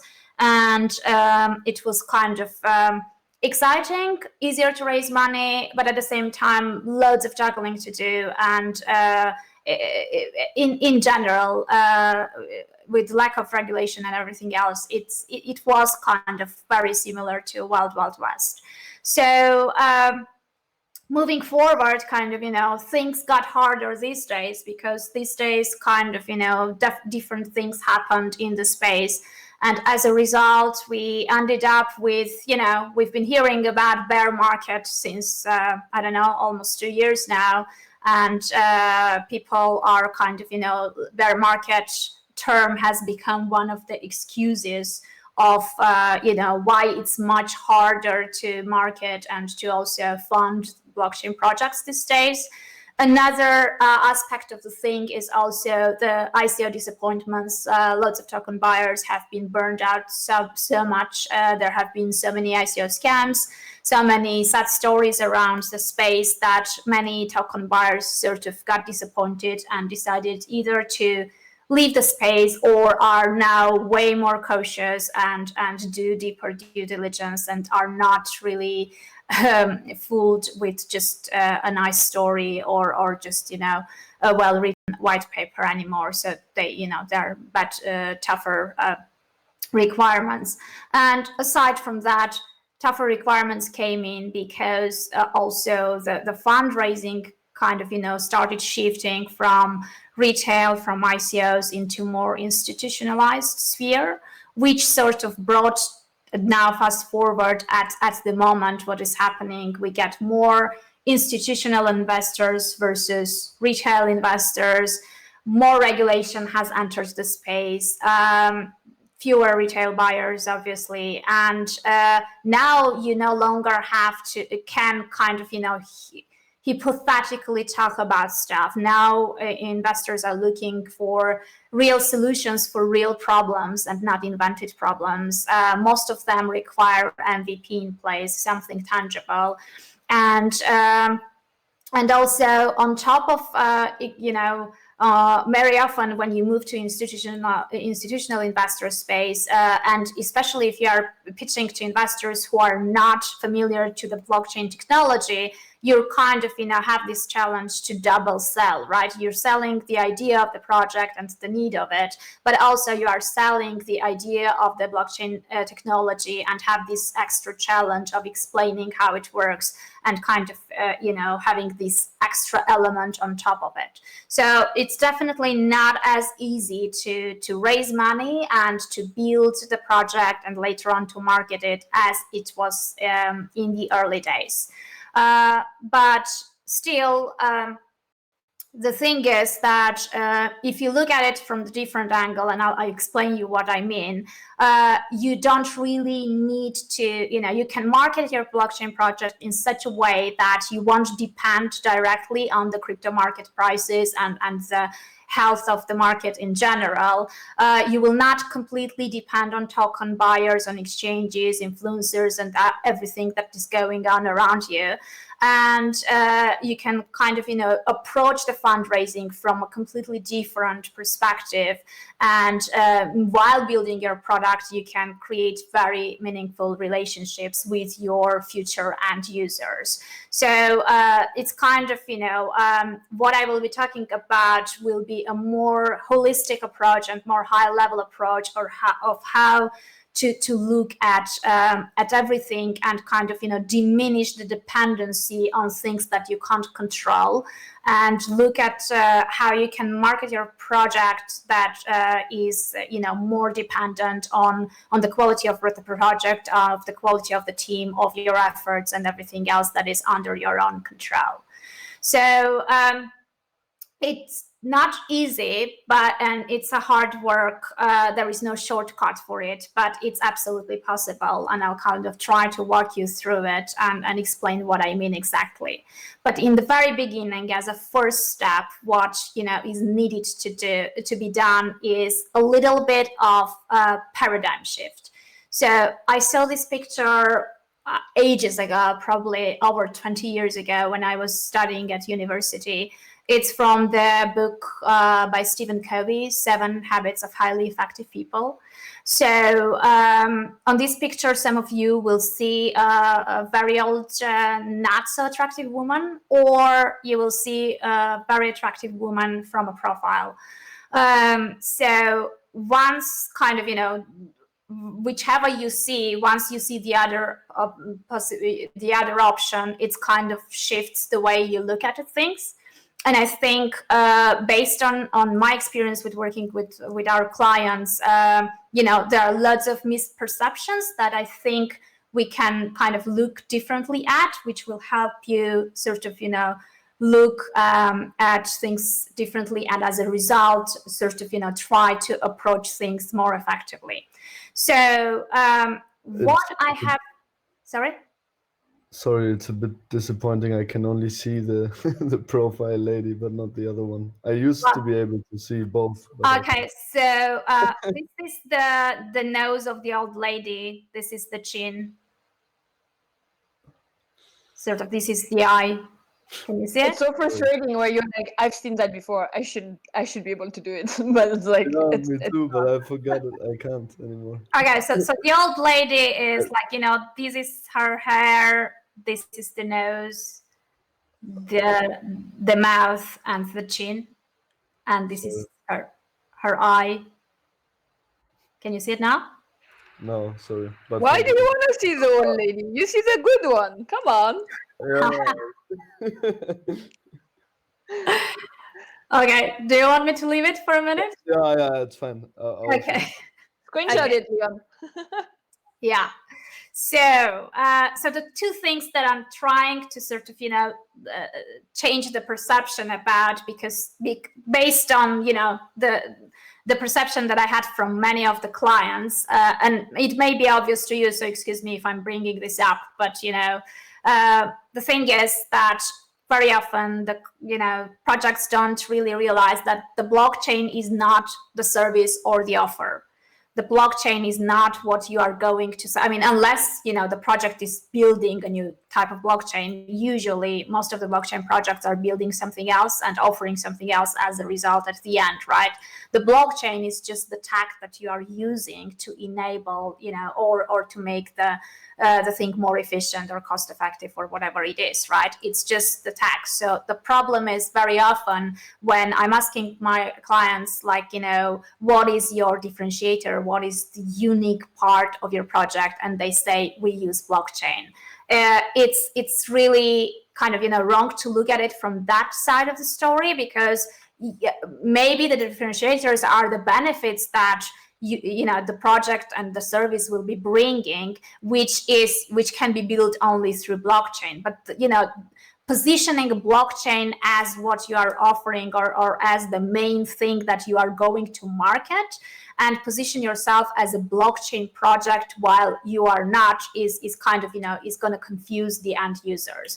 Just let me give you an example. Like, there are so many applications of the blockchain in the fintech space, the payment systems, etc., and as a result, it's not a blockchain project. It's a financial services that you are offering, right? It's so basically you should look at it at the blockchain kind of. You definitely can mention it. You can use it in your marketing materials, but that should not be the spotlight, and that should not be your main thing, because if this is the differentiator, it means that, you're no different from any other projects who are also using blockchain. Or, if you're telling that you're a blockchain project, what if blockchain is not the only tech that you are using? What if you are using blockchain and AI? Are you an AI project, company, or are you a blockchain company? So for me, the way I'm looking at this is just the tech.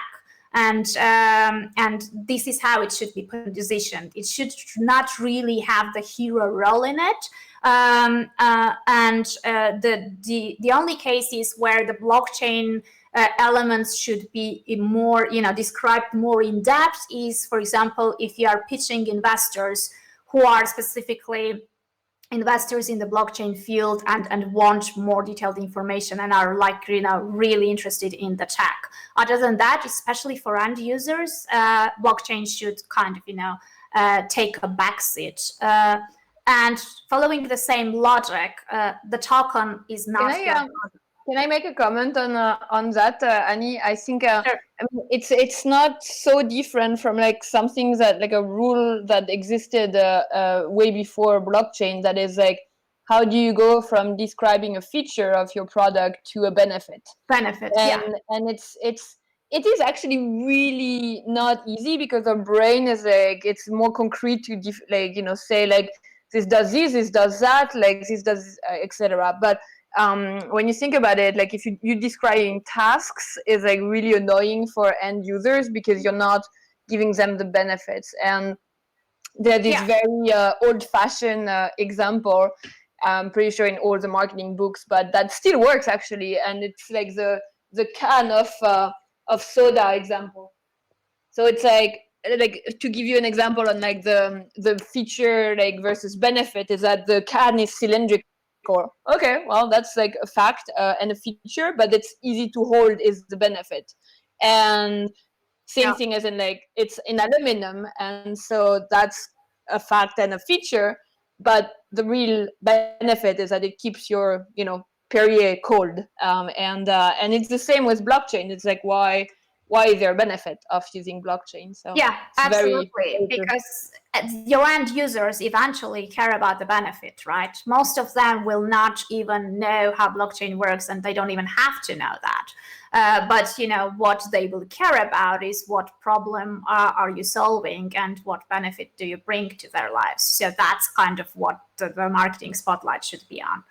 And following the same logic, the token is not your product either. You're right. The token is what you issued for fundraising. It may have some functionality in your ecosystem, but it's not the end product. It's not what the end users should be promoted to, right? So marketing the token specifically to token buyers is one thing, but marketing your product to your end users may be a separate thing. Ideally, the way I prefer is the way we did our ICO was, the way we positioned it was not for speculators, not saying, okay, this is this amazing token because we are so great, it will raise in value, and that is why you should buy it. What we did was we were promoting the project and the benefits it would bring and what we wanted to build, and we're saying that by buying the token, just with the same crowdfunding logic, right? By buying the token, you will help us build that and be part of it, right? So looking at the blockchain and the token differently will help you kind of not get too distracted and sidetracked by these two elements, which are obviously very important, but not so important for the end user. And as I said, in most cases, if you focus on the token buyers only and just go through the very focused token related marketing and token related activities and promotion, very often, there may be some overlap, but in many cases, especially if you are having a B2C blockchain you are building a B2C product or service, in most cases token buyers will not be your customers. So it's just, I guess those elements have to be taken into account, and you should just think about this from the other angle and think whether so much focus and especially most of the projects that do mistakes are the ones who put focus only on this, right? Put focus only on the token, only on the blockchain. And then later on, when they have to go to market, only then they think about their end users. Or never. and they just want to raise money. Or not, yeah, I mean, yeah, definitely. But those are not. I mean, I'm sure, like, you know, those are not the ones that we're talking about and want to help. Very often, you know, I've been kind of, you know, thinking a little bit about, do you even need a token, right? Because very often, you know, many projects are issuing the token for fundraising purposes, and you know, these fundraising kind of models have changed so much. Like, we had the ICOs. It was an amazing model in a sense that it was really democratizing investments. It was really kind of going to your end users and kind of having the opportunity for anyone to fundraise and anyone to invest and buy the tokens. But obviously, the human greed and many other elements kind of spoiled the whole space. So although the mechanics and the logic behind it was amazing and it was actually working, you know, both ICO founders and also the token buyers, on the other hand, kind of, you know, screwed up the whole thing. So it stopped working. It lost its credibility. I mean, these days it's very hard to fundraise with ICOs. IEOs, I mean, I feel like it's very. I personally sort of, you know, haven't seen many successful IEOs happening these days, and it sort of gives a lot of control, centralized control to the exchanges, which is something that, you know, I personally don't like so much. And for STOs, it seems to be the only model that works these days pretty fine. The only problem is it's not really democratizing fundraising, because, you know, there are so many complex activities and costs associated for initiating the STO the right way that you probably need to seed fund yourself to be able to initiate STO. So I don't really think that it's for everyone. So now when we have, you know, all these different models, none of them is probably ideal, but, you know, do you even need a token? I mean, personally, I think, especially for utility tokens, I just have a feeling that if it's the only reason for issuing the token is just to raise funds, and it doesn't really have an embedded kind of logical role in your ecosystem, if it's just an issuing a token for the sake of issuing something in order to raise funds, I wouldn't recommend it, and I would try to explain why.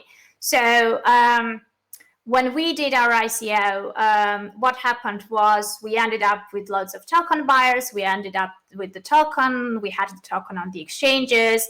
And while we were busy building the product and, you know, concentrating and focusing on kind of delivering the promises that were set up in the ICO, there were so many distractions. We were kind of, you know, we had all these token buyers we had to take care of. At the same time, you know, we were trying not really to care too much about the token price, but still we had to. So there were lots of things associated with that. So on top of, you know, focusing on what is important, we also had so many different elements of the related to the token that were sometimes kind of, you know, making us have challenges making the right business decisions, just because the token related decisions were getting on the way.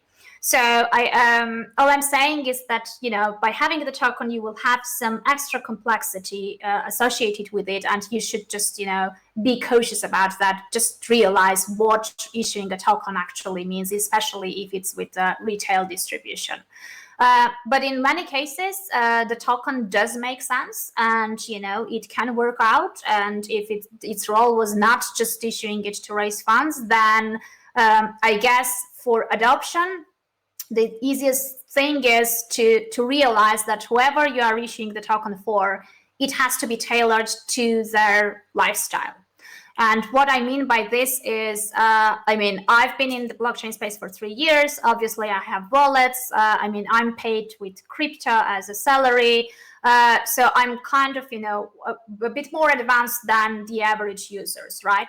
But even I still don't feel like, you know, we have the right user experience, that, you know, we have the right kind of things in place where I could absolutely comfortably feel like, you know, the crypto and the wallets and using the tokens is way easier or better than whatever we're used to, right?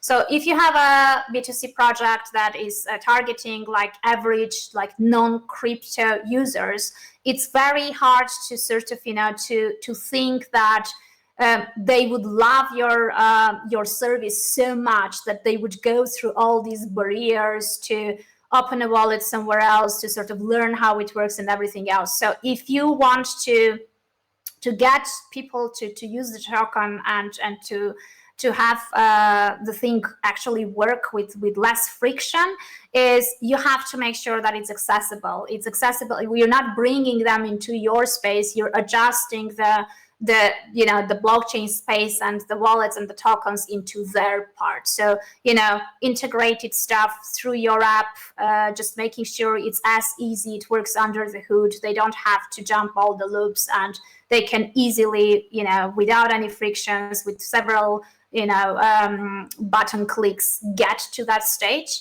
Otherwise, you know, the adoption part, and you will have like extra barrier for user acquisition, because they will have to learn extra stuff, and you know, it may scare people a little bit because they are already skeptical about the whole thing when they are just starting, right? So yeah, I mean, first of all, I would say think about whether the token is really needed or not, and if yes, find out ways to make sure that the way it works in your ecosystem, in your service, is the way that is kind of, you know, comfortable and very easy to use for the type of people that you are after, and is kind of part of their lifestyle. So if they are working already using mobile apps, they don't have an extra things to do on top of it. They just download your app and use it within the whole thing. And I think that's kind of one of the elements that is going to help for just, you know, mass adoption, because until now, until you have the right UI and UX and like easy way to use the tokens, it's really complex for regular people. So so basically, what are the important things that you should focus on? The thing is, I already sort of slightly mentioned about this, that many projects are focusing on building the tech and tech solely. So many clients that we're having, you know, have purely tech teams and no one else, right? So eventually they are coming to us for marketing services before they have to launch the thing. And unfortunately, what I'm realizing is they are coming when it's very late. Like they are coming 1 month before go to market. And obviously, because of the time limitations, there are certain things that can be done, but loads of things cannot be done, because some of the things that you're supposed to do really take time. So what I would recommend, and not many are doing it, is actually, while building the thing, already sort of put the groundwork and start doing the marketing during the process, because it will save you lots of time. It will make sure that your marketing efforts kind of, you know, are having better effects. Because when I'm talking about marketing, unfortunately, in the blockchain space, this legacy of ICO marketing is kind of, you know, what people have in their minds by saying marketing, and what ICO marketing usually was, which is kind of, I'm calling it a lazy marketing, because what it was usually was, it was mainly paid placements, right? It was mainly paying for articles to appear in certain media. It was paying for premium listings. It was paying influencers. So to me personally, you know, one didn't even have to know marketing to do ICO marketing, because it was just, you know, how much money do you have? just let's spend it, and that's it. It's no brainer, right? When I'm talking about marketing, I'm talking about like a more real stuff, more organic stuff, more relationship buildings, and less of the things that you can't control, and less things that are kind of very expensive, and the ROI is still quite suspicious. So yeah, I would say that what you should focus on. Can you give some examples maybe on things like that might be obvious to you, but maybe not to all of the builders? Yeah, sure. So, for example, during the ICOs, what was very popular was paying influencers to make a YouTube video and to sort of shield your coin, right? And back then, in 2017, like their rates were just mind blowing. Some were charging for up to $50,000 just for one YouTube video talking about your project. They were having big exposure. As a result, many people were registering for your ICO, many were buying your tokens. But the people who are following these type of influencers were buying the token in order to dump it on the exchange as soon as its price goes up, or as soon as it's listed on the exchanges, right? Because many just didn't even care about what the project is about. They didn't even read the white paper. All they wanted was just to get the token with a discount in the pre-sale and then just dump it in the exchange. So as a result, you are spending money, you are acquiring these people as token buyers, but later on, you don't have them as users, right? Which means that at the end of the day, when you will be getting to the point where you are acquiring users, you will have to do the same exercise again, and you will have to spend your marketing budget once more, because you will need to acquire a different type of people, right? So the same with paid media. They were spending several thousands of dollars just for one article to appear in Cointelegraph. So it was kind of what I call is cult traffic. So you get the attention, but you buy the attention, but you don't really buy the trust, and it's very hard to retain these kind of people. So if it's just for a short fix, yes, but it was very expensive. Like when we were doing our ICO, when I was asking about how much budget we should allocate to marketing, everyone was saying minimum 150K. And because they were going to that route, right? Paid PR, influencers, paid listing sites and stuff like that. What we did was we basically went all organic. We spent only about, I think, 35 to 40,000 on Facebook ads, because back then they were allowed. But everything else was all done in-house by 3 people from the marketing team, and it was heavily focused on transparency, building trust, lots of content creation, lots of live streams, live Q&As, showcasing the team and all that stuff, which back then was a little bit of different approach, and it was a bit risky because even I didn't know whether it will work out or not. But eventually it did, and it did quite well, because instead of spending minimum 150K and over, like I knew some ICOs who spent about 1 million on marketing. We spent about 40,000 max, and we raised 20 million. So yeah.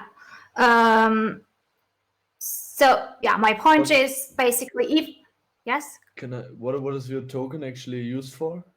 Like, what value does it give to its holders? Yeah, so initially, just as a disclaimer, I'm not with that project for over a year already. the whole core team left because they did a major pivot and kind of changed drastically the product itself, and we just didn't agree with it. But the initial concept was, it was a project about banking the unbanked and providing bank accounts to people who couldn't open them in banks. And the token was basically the utility payment token that was going to be used for financial transactions. Now they have pivoted. Now what they have it as a first step for a full banking services is fundraising platform where the token is used to fundraise for different projects, like personal projects, small personal projects for people who don't have the bank accounts. So it's just a small kind of fraction of what was supposed to happen.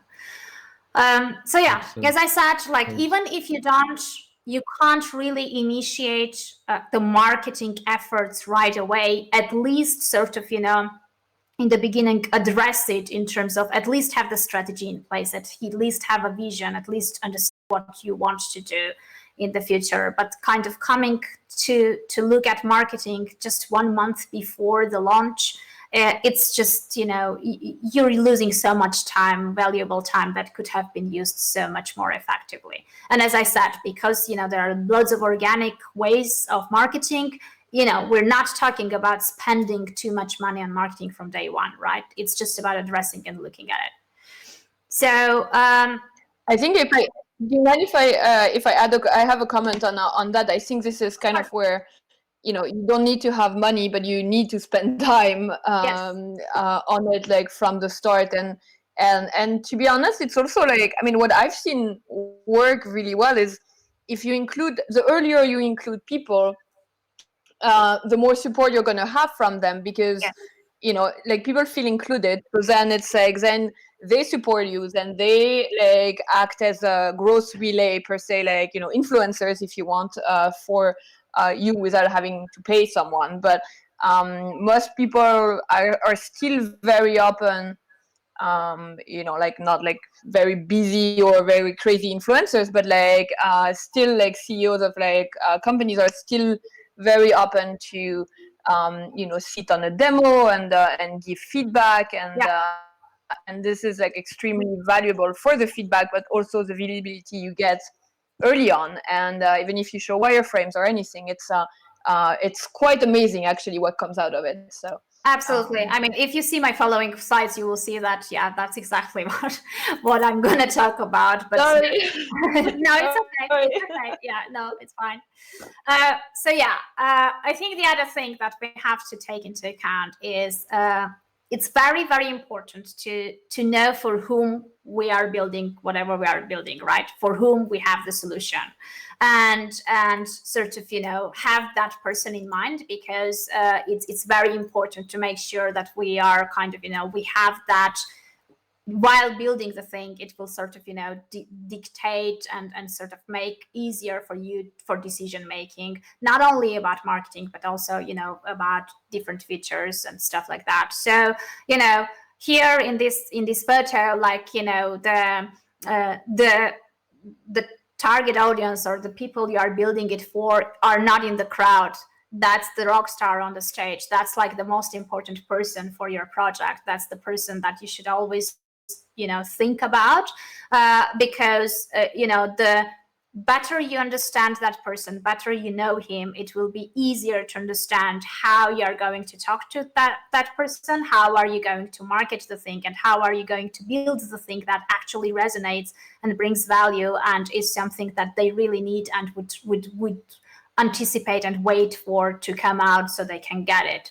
So that person is very often we kind of get distracted with the tech and the features, and we've been in the project for so long that we kind of we look at it from our perspective, and very often when it's very clear for us, but not specifically very clear for the end user. So always make sure that you just have that detailed description of that one person. Just pick one person. Even like, for example, in fiction novels, they craft a character, right? craft one ideal character of who you are after, ideally, who's your ideal user. And try to put together like as many details as you can, you know, the lifestyle, the type of activities that are involved with, where do they get content, where do they interact online, offline, because that will really help you understand what's the best ways to market them, what's the best ways to approach them, how and where to connect. So yeah, I mean, that rockstar is going to be kind of, you know, your guiding light. Both in building the tech, but also, you know, especially in the marketing efforts. And once you know what type of people you are after, when I was talking about, you know, addressing marketing while you are building the tech, take them with you to a journey. Like, you know, take them through the process, just, you know, share updates, show the team, talk about the project, and kind of, you know, create this relationship. Build the community around you who will be, you know, following your progress, who will be rooting for you, because like that they will feel really kind of emotionally invested. They will be following you and kind of, you know, getting more insights, both about your team, about your motivation, about what you are building, where are you at, what's the progress, and it will feel like, you know, you have people around you who kind of, you know, as we know, like they will provide feedback, they will bring some insights, they will communicate with you, they will follow you along the way. So then, you know, by the time you are going to market, it won't be a cold traffic. It won't be just someone who clicked a banner and got to your website for the first time. They will already have stuff happening, and they will already know the backstory. And while you are taking them to this journey, and that is why I'm saying that, you know, spending like this time effectively is very important, because relationships can't be built in one day, right? If someone comes to you and says, we want a really kind of, you know, nice community around us who will be helping us later along the way, you can't build that relationship in just 1 month. So while building the product, if you take them with the journey with you and you are kind of, you know, transparent and open and kind of, you know, share stuff with them and have a place where you have them around you and you interact and engage. Like what worked for us really well was, you know, we had a Telegram group of over 10,000 people. Obviously, as you mentioned, there is a time issue. You can't really be on Telegram the whole day, but we made sure that at least one person from the team was there for about half an hour, you know, and then we were covering each day just for half an hour. And they really loved this direct interaction and direct kind of communication with the team members, right? So that is something that is very important, because when you build these relationships, at the end of the day, you will, you know, during this relationship, you will have options to send them surveys, to get them to beta test whatever you are building, to get their insights. And that would help you kind of, you know, make sure that you're building something that is, you know, that is what they are looking for. Because if you create the relationship and you take to the journey the right people that you already had identified, then, you know, that type of people will get the right product based on what you've got from them as a result. And then the next stage, which is like the amazing thing, once you get here, you're kind of, you know, you have absolutely no problems, is turning them into diehard fans. Obviously, you know, it's not going to be like all of them who are in your community. There will be like a core, smaller team of diehard fans, but they will be kind of, you know, the people that will help you with your marketing. I mean, they will be kind of your extended marketing team that will be doing the word of mouth spread, which is way more valuable than any kind of banner advertising out there, right? So those are the ones who will become later on your brand ambassadors. Those are the ones who will help you promote the thing before it's out. Those are the ones that are, you know, they're very, very valuable. So what we had in our case, and I was very surprised to sort of, see that happened. When I joined that project initially, for me, it was very kind of hard to understand how do you actually do this, because it's financial services, right? Eventually, like, it was a bank account. Like, who needs yet another bank account? Or who is actually inspired or motivated about bank accounts, right? It's not beer, it's not music, it's not sport, it's not something that is kind of by default something that people are already passionate about.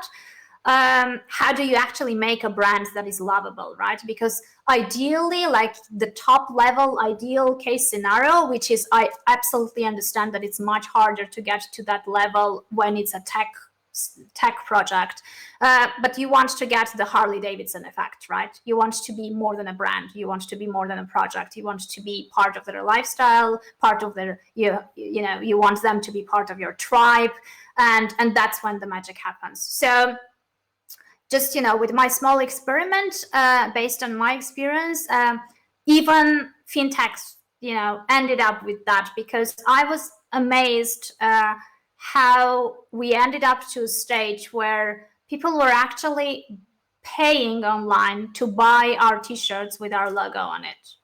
Like, even I wasn't that motivated to wear those t-shirts at work, but that is the level you want to achieve, because when it gets to there, like, I had this core team of the community, without even asking, every time they were seeing a relevant articles, they were seeing something that was about potential competitor, a new thing that emerged, they were sending me links all the time. So, they were saving lots of time. I mean, it takes lots of time to get to this stage, but once you have that team, they dedicate time and they help you a lot with your efforts, and eventually they save you time. What they also save is lots of money as well, because word of mouth marketing doesn't cost you anything. But on the other hand, also, just as an example, what we had was, so after the ICO, because we were aiming to get a banking license, we found out from the regulator that we couldn't use ICO money raised from the ICO for the minimum capital requirement for the bank. So we had to go to Crowdcube and do an equity crowd sale on top of it, which kind of made me really freak out, because I felt like it's very unfair, it will backfire. We just raised 20 million 6 months ago and stuff like that. But because we had the loyal community, just 800, part of the raise, which was, 850,000 pounds, was raised from the token buyers, because we kind of, nurtures them, and, they were with us post ICO. 850,000 was purchased by the token buyers, and we spent zero for that, because all we did was one live stream and one email letter to all token buyers. So it's kind of, this is how valuable that can be. And the more you nurture it, the more benefits you will be getting. So that is something that you want to get. And obviously the kind of, the question is how.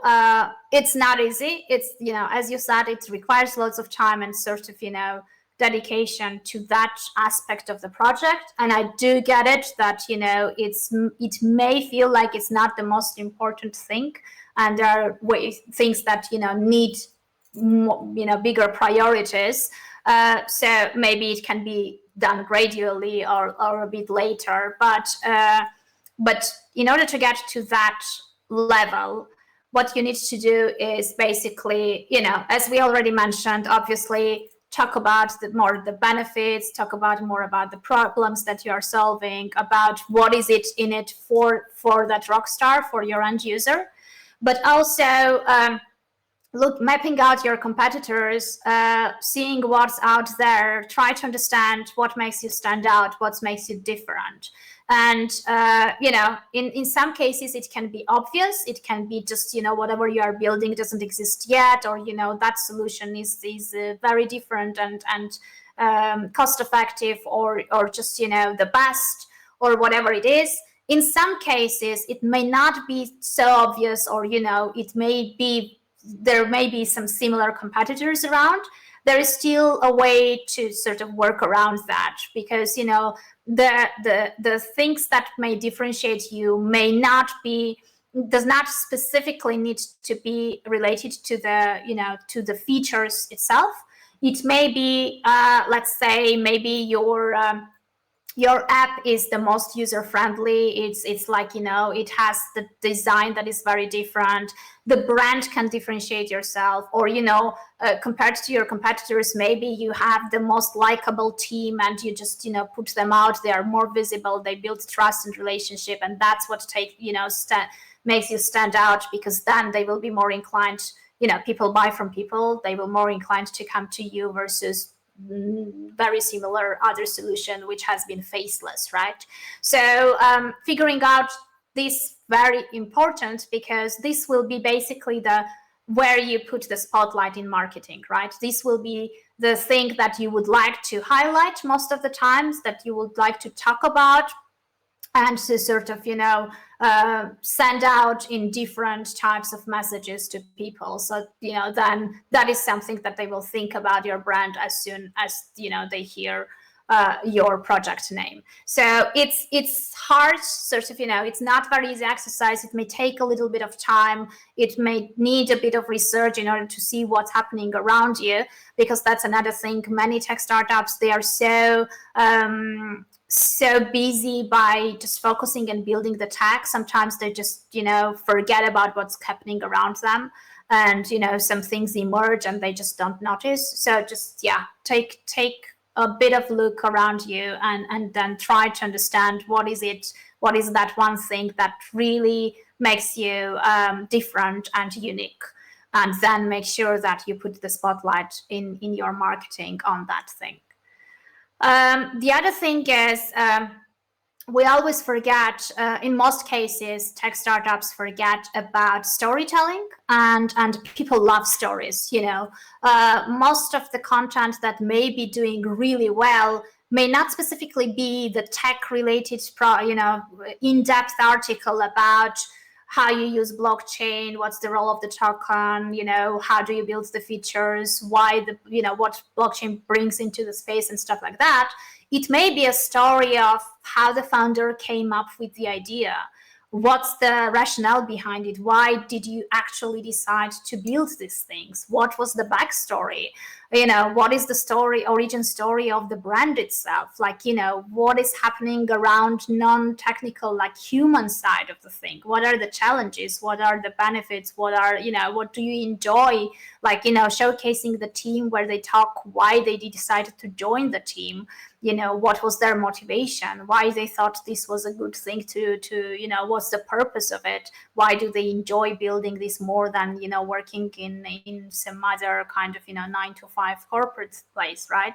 So all this stuff is kind of very important, but also you have to have one storyline of kind of, the story of the project. Like, what are you solving? Who, for, why? Because that will be like your clear message that you will be modifying later on when you will be being covered by press, when you will be giving out interviews. So you have to have several storylines, like base storylines, that you will be modifying based on the situation. You can use that story in your, when the founder goes out to make speeches at events, you can use that story in your content, you can use that story for interviews and stuff like that. And, once you craft the concise and kind of, emotional right story behind everything, and have consistency in telling that, people will be sort of, people will retell that story to others. So when people talk about your brand, they will tell the story that you have been kind of putting out there. So there will be no confusion. People won't be telling many different things about your project. They will tell the things that are important and that you have decided that you want to share. So that is another kind of exercise that is very beneficial to go through it. And the best way probably is by just making a team workshop and see what each member thinks and looks at from which angle, and come up with something together and be on the same page. The other thing is humanizing the tech, right? Humanizing the tech language, because very often, I mean, I've been in this space for 3 years. I'm not the tech person. I mean, I don't even claim that I know like in-depth knowledge about the technology or anything else. But most probably, you know, you will have more people as your end users that are like me than a very techy geeks. So when you are building the website or when you're writing your marketing material, make sure that it's written in a language that, you know, we will understand, that it's simple enough for us to understand what it is about. So let's say, you know, I still don't know how emails work, right? I don't know when I'm sending the email what happens on the back end, what is happening, what is going on. But I know that, you know, when I send an email, just, you know, within a minute, it will get to the destination. And that's all what I care about. So, you know, putting it into that context, we covered it a little bit, like talking about the benefits, talking about the real life examples, about just, you know, the way I see the role of marketing is making this bridge between the tech and the tech language and the concepts, and putting it into a human language and kind of explaining it to people so they can really understand what it's all about. So in all marketing materials, in the way you speak, I know that tech people are kind of, you know, they have their own terms. They have, when they talk between each other, everything is clear for them. But for an outsider, when we're listening to all that, first of all, you know, which is very dangerous for the project, we don't understand, which means that if you don't understand, you will not be able to care enough to be able to sort of, you know, try to you know, dig deeper or be curious enough to want to learn more. And second, sometimes you even feel a bit stupid. You're kind of, oh my God, like, you know, this is so above me that I'm not even going to try to understand it, because it's very complex and it's really beyond my capability of understanding stuff. So humanizing the tech, putting it into a real life examples, putting it into a natural human language is something that, you know, needs to be done, especially on a public marketing materials. And as you can see, like, there are loads of, you know, puzzle pieces that need to be put together. And as I said, not everything needs to be done together at the same time. But at the very beginning, at least, you just need to, you know, to at least have the vision and the main high level strategy of what you want the marketing to achieve, how are you going to address it, and just, you know, put it together in a way that all elements, you know, support each other, all elements work together in a good way. And eventually, obviously, the strategy that you will be making for marketing should definitely be not a standalone thing. It should be crafted based on your business strategy and your business objectives. So, you know, whatever your business strategy defines and addresses, whichever vision that your company has, whatever targets you have, whoever you want to attract, marketing strategy will just put together an action plan and kind of come up with the ways of achieving this and supporting your business targets.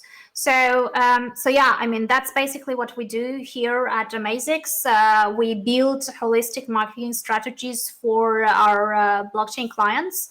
And later on, we, you know, if they need to, we help them execute those and make those happen. Yeah, I guess. Thank you, Annie. This was really, you know, a lot of it is good sense, but you need someone to put it, like you, to put it in the right order and in the simple words to really, you know, have the idea stick. And I really like your conclusion also about, you know, like, I think the personalizing is key. It's like nobody really cares about another tech solution, but you care about the story. And I think Americans for that are so good. Like, you know, they're like, True. Oh, like, you know, I had the idea in the middle of the night and I woke up and got a glass of water, and it's like, it's a little like, I mean, of course, it's very cheesy, but it works in sometimes. And the more you can simplify, if you think it's simple, simplify again, and add all the details and documents at the end, not in the front. It's like I also learned a little bit of the whole technical jargon on the TURIN and on at the conferences, like the pitches that start with the tech slide at first is like, no, what problem are you solving? How are you solving it? Like, what makes you different? Like, what is, it's a shift of mindset, and it's not easy, but no, thank you for your great advice. And I don't know if there are more questions or any questions actually before we wrap up. I can ask you if you don't mind sending me or putting the slides on Discord for the other hackers who might not be on the same time zone, or sure. That would really help. And because, as you said, like it's sometimes it's an afterthought, but it is really not. And like you struggle like in the last 5 minutes.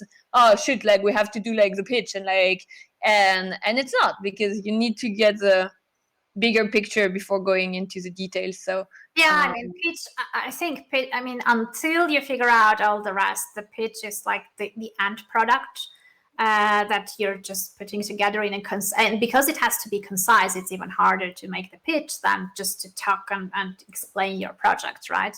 So I don't know. There is this concept I was reading the other day about 100 coffees.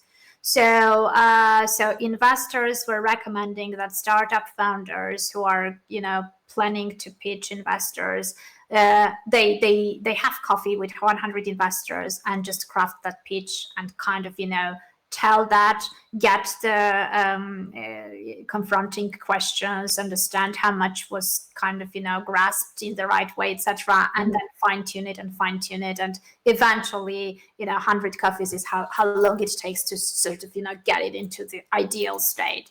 So I don't know, I haven't. That's a good concept. Can I ask you a question, if it's possible? Sure. Thank you for your conversation. It's was very because I'm more in tech than the communication, so I learned a lot. Thank you. But my question is, for example, I work more in open source project and stuff like this, and we are more based on memes more than stories. So how is the role of memes and stupid things, but that people love, in your opinion, in marketing and stuff? Yeah, so it's going back to the ideal user, right? Like if in open source there is a community that's their language, that's the language you should use, right? Like for example, when I was getting into the blockchain space, and for this ICO, when I was trying to figure out, and and I was clueless because I had a bit of crypto, but that was my knowledge. So I had no idea how to market ICOs and what it was all about and stuff like that, right? We all were starting from scratch. So the first question I asked was, guys, the crypto community, like where are they hanging out? Where do they communicate? Which channel do they use?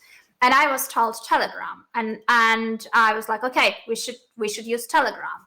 And everyone was like, yeah, but we never used it before. It's not, we're not used to it, etc. And I'm like, yeah, it doesn't really matter. You go where the people are and you use the language and the style that they are already using, because converting them into something else is going to be so much harder. You just, it's easier and faster to go to that place to learn about the style of communication and stuff like that. I've been living on Telegram since 3 years already.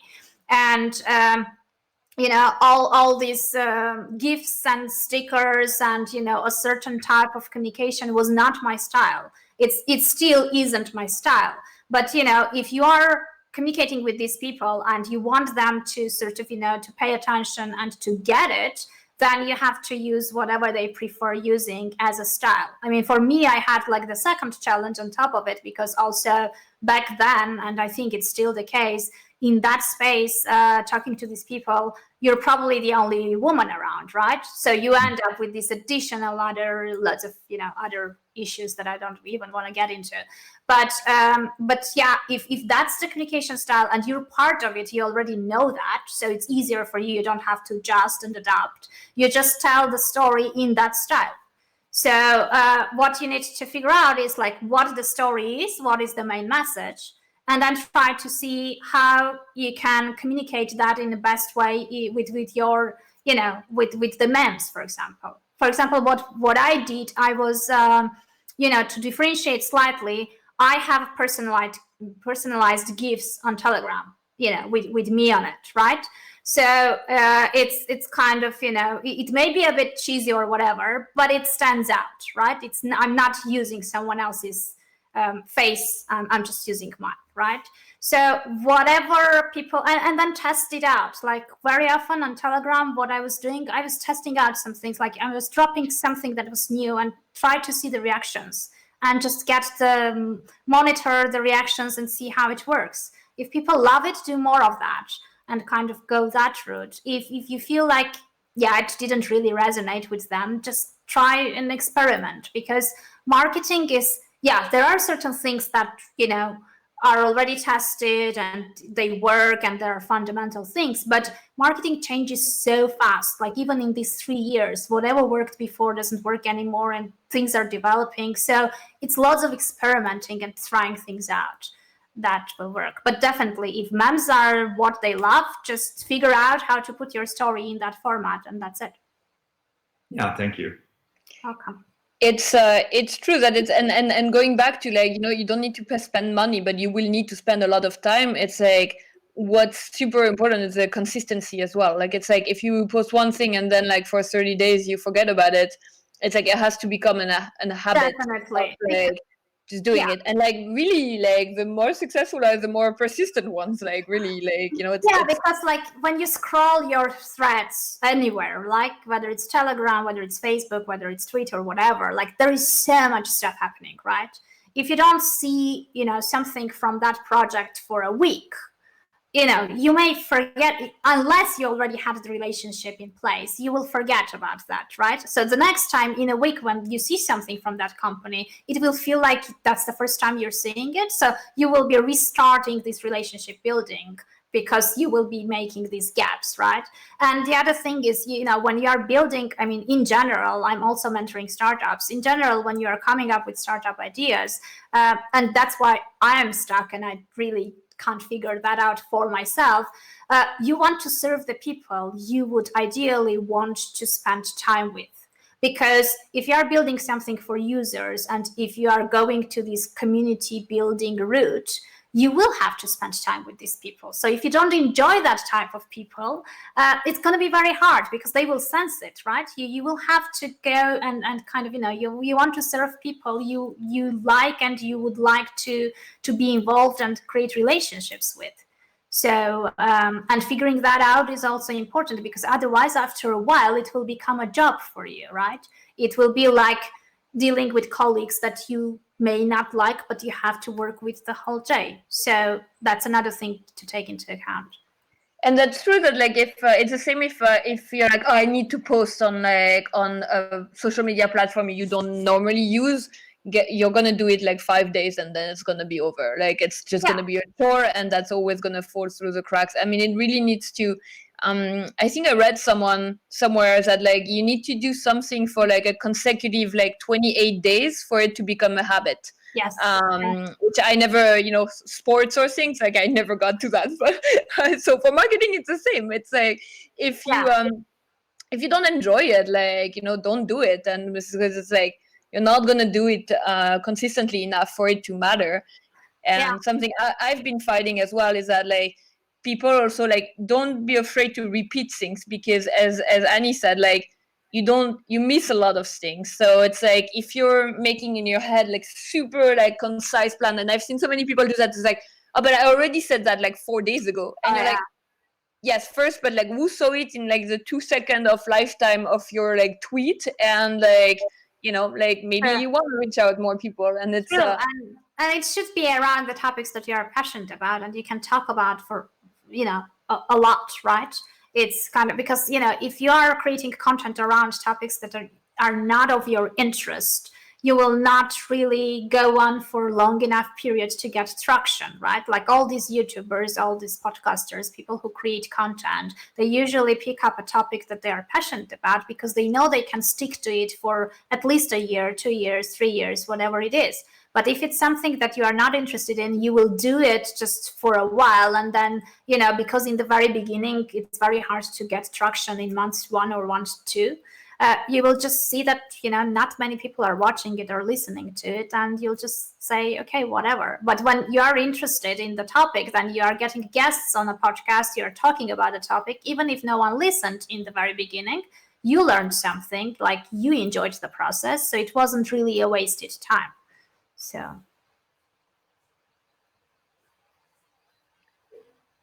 awesome. Well, thank you so much, Anya. I mean, there's so much more to talk about, but it's very refreshing to hear a lot of your advice, and yeah, like very useful for everybody. I mean, in any industry as well. Like, you know, it's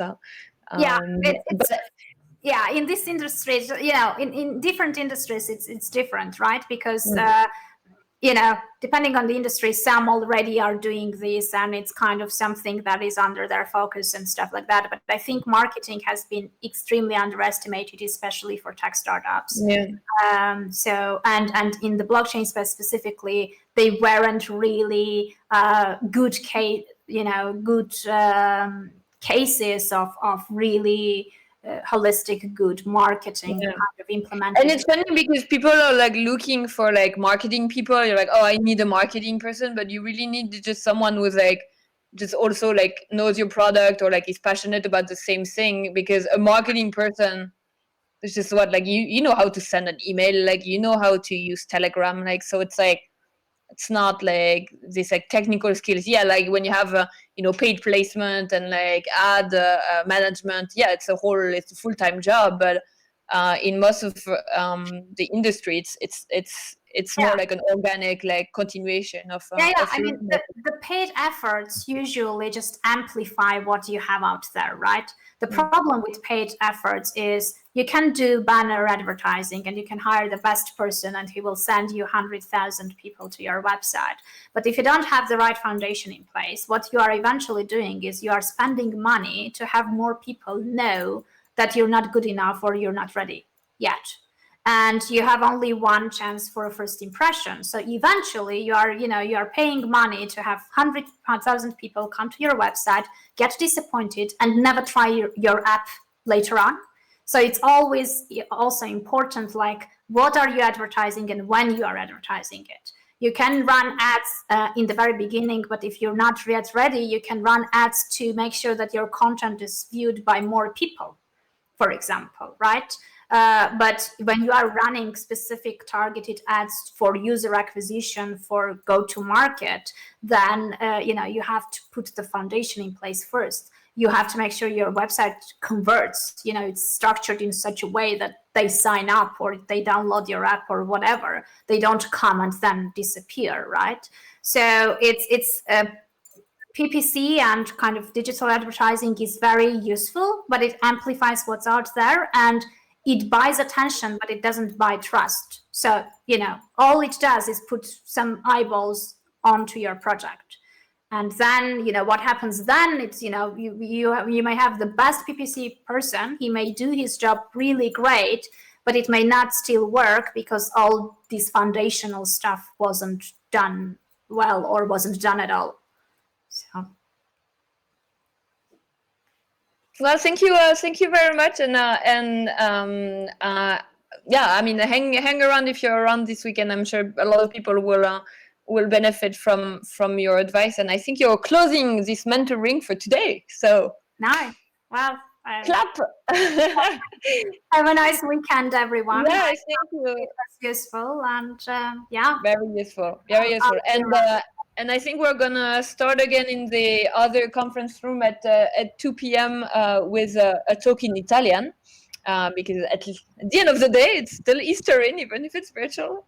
And then a few more things, like a very cool workshop to create a DAO, a workshop to create to mint an NFT, more about like DHack and also DApp Hero, which are amazing tools for developers. So, all right. Well, thank you, Annie. I'll send over the slides. Yes, Okay. please. Thank you. Yeah. Thank you. Everyone. Bye. Bye.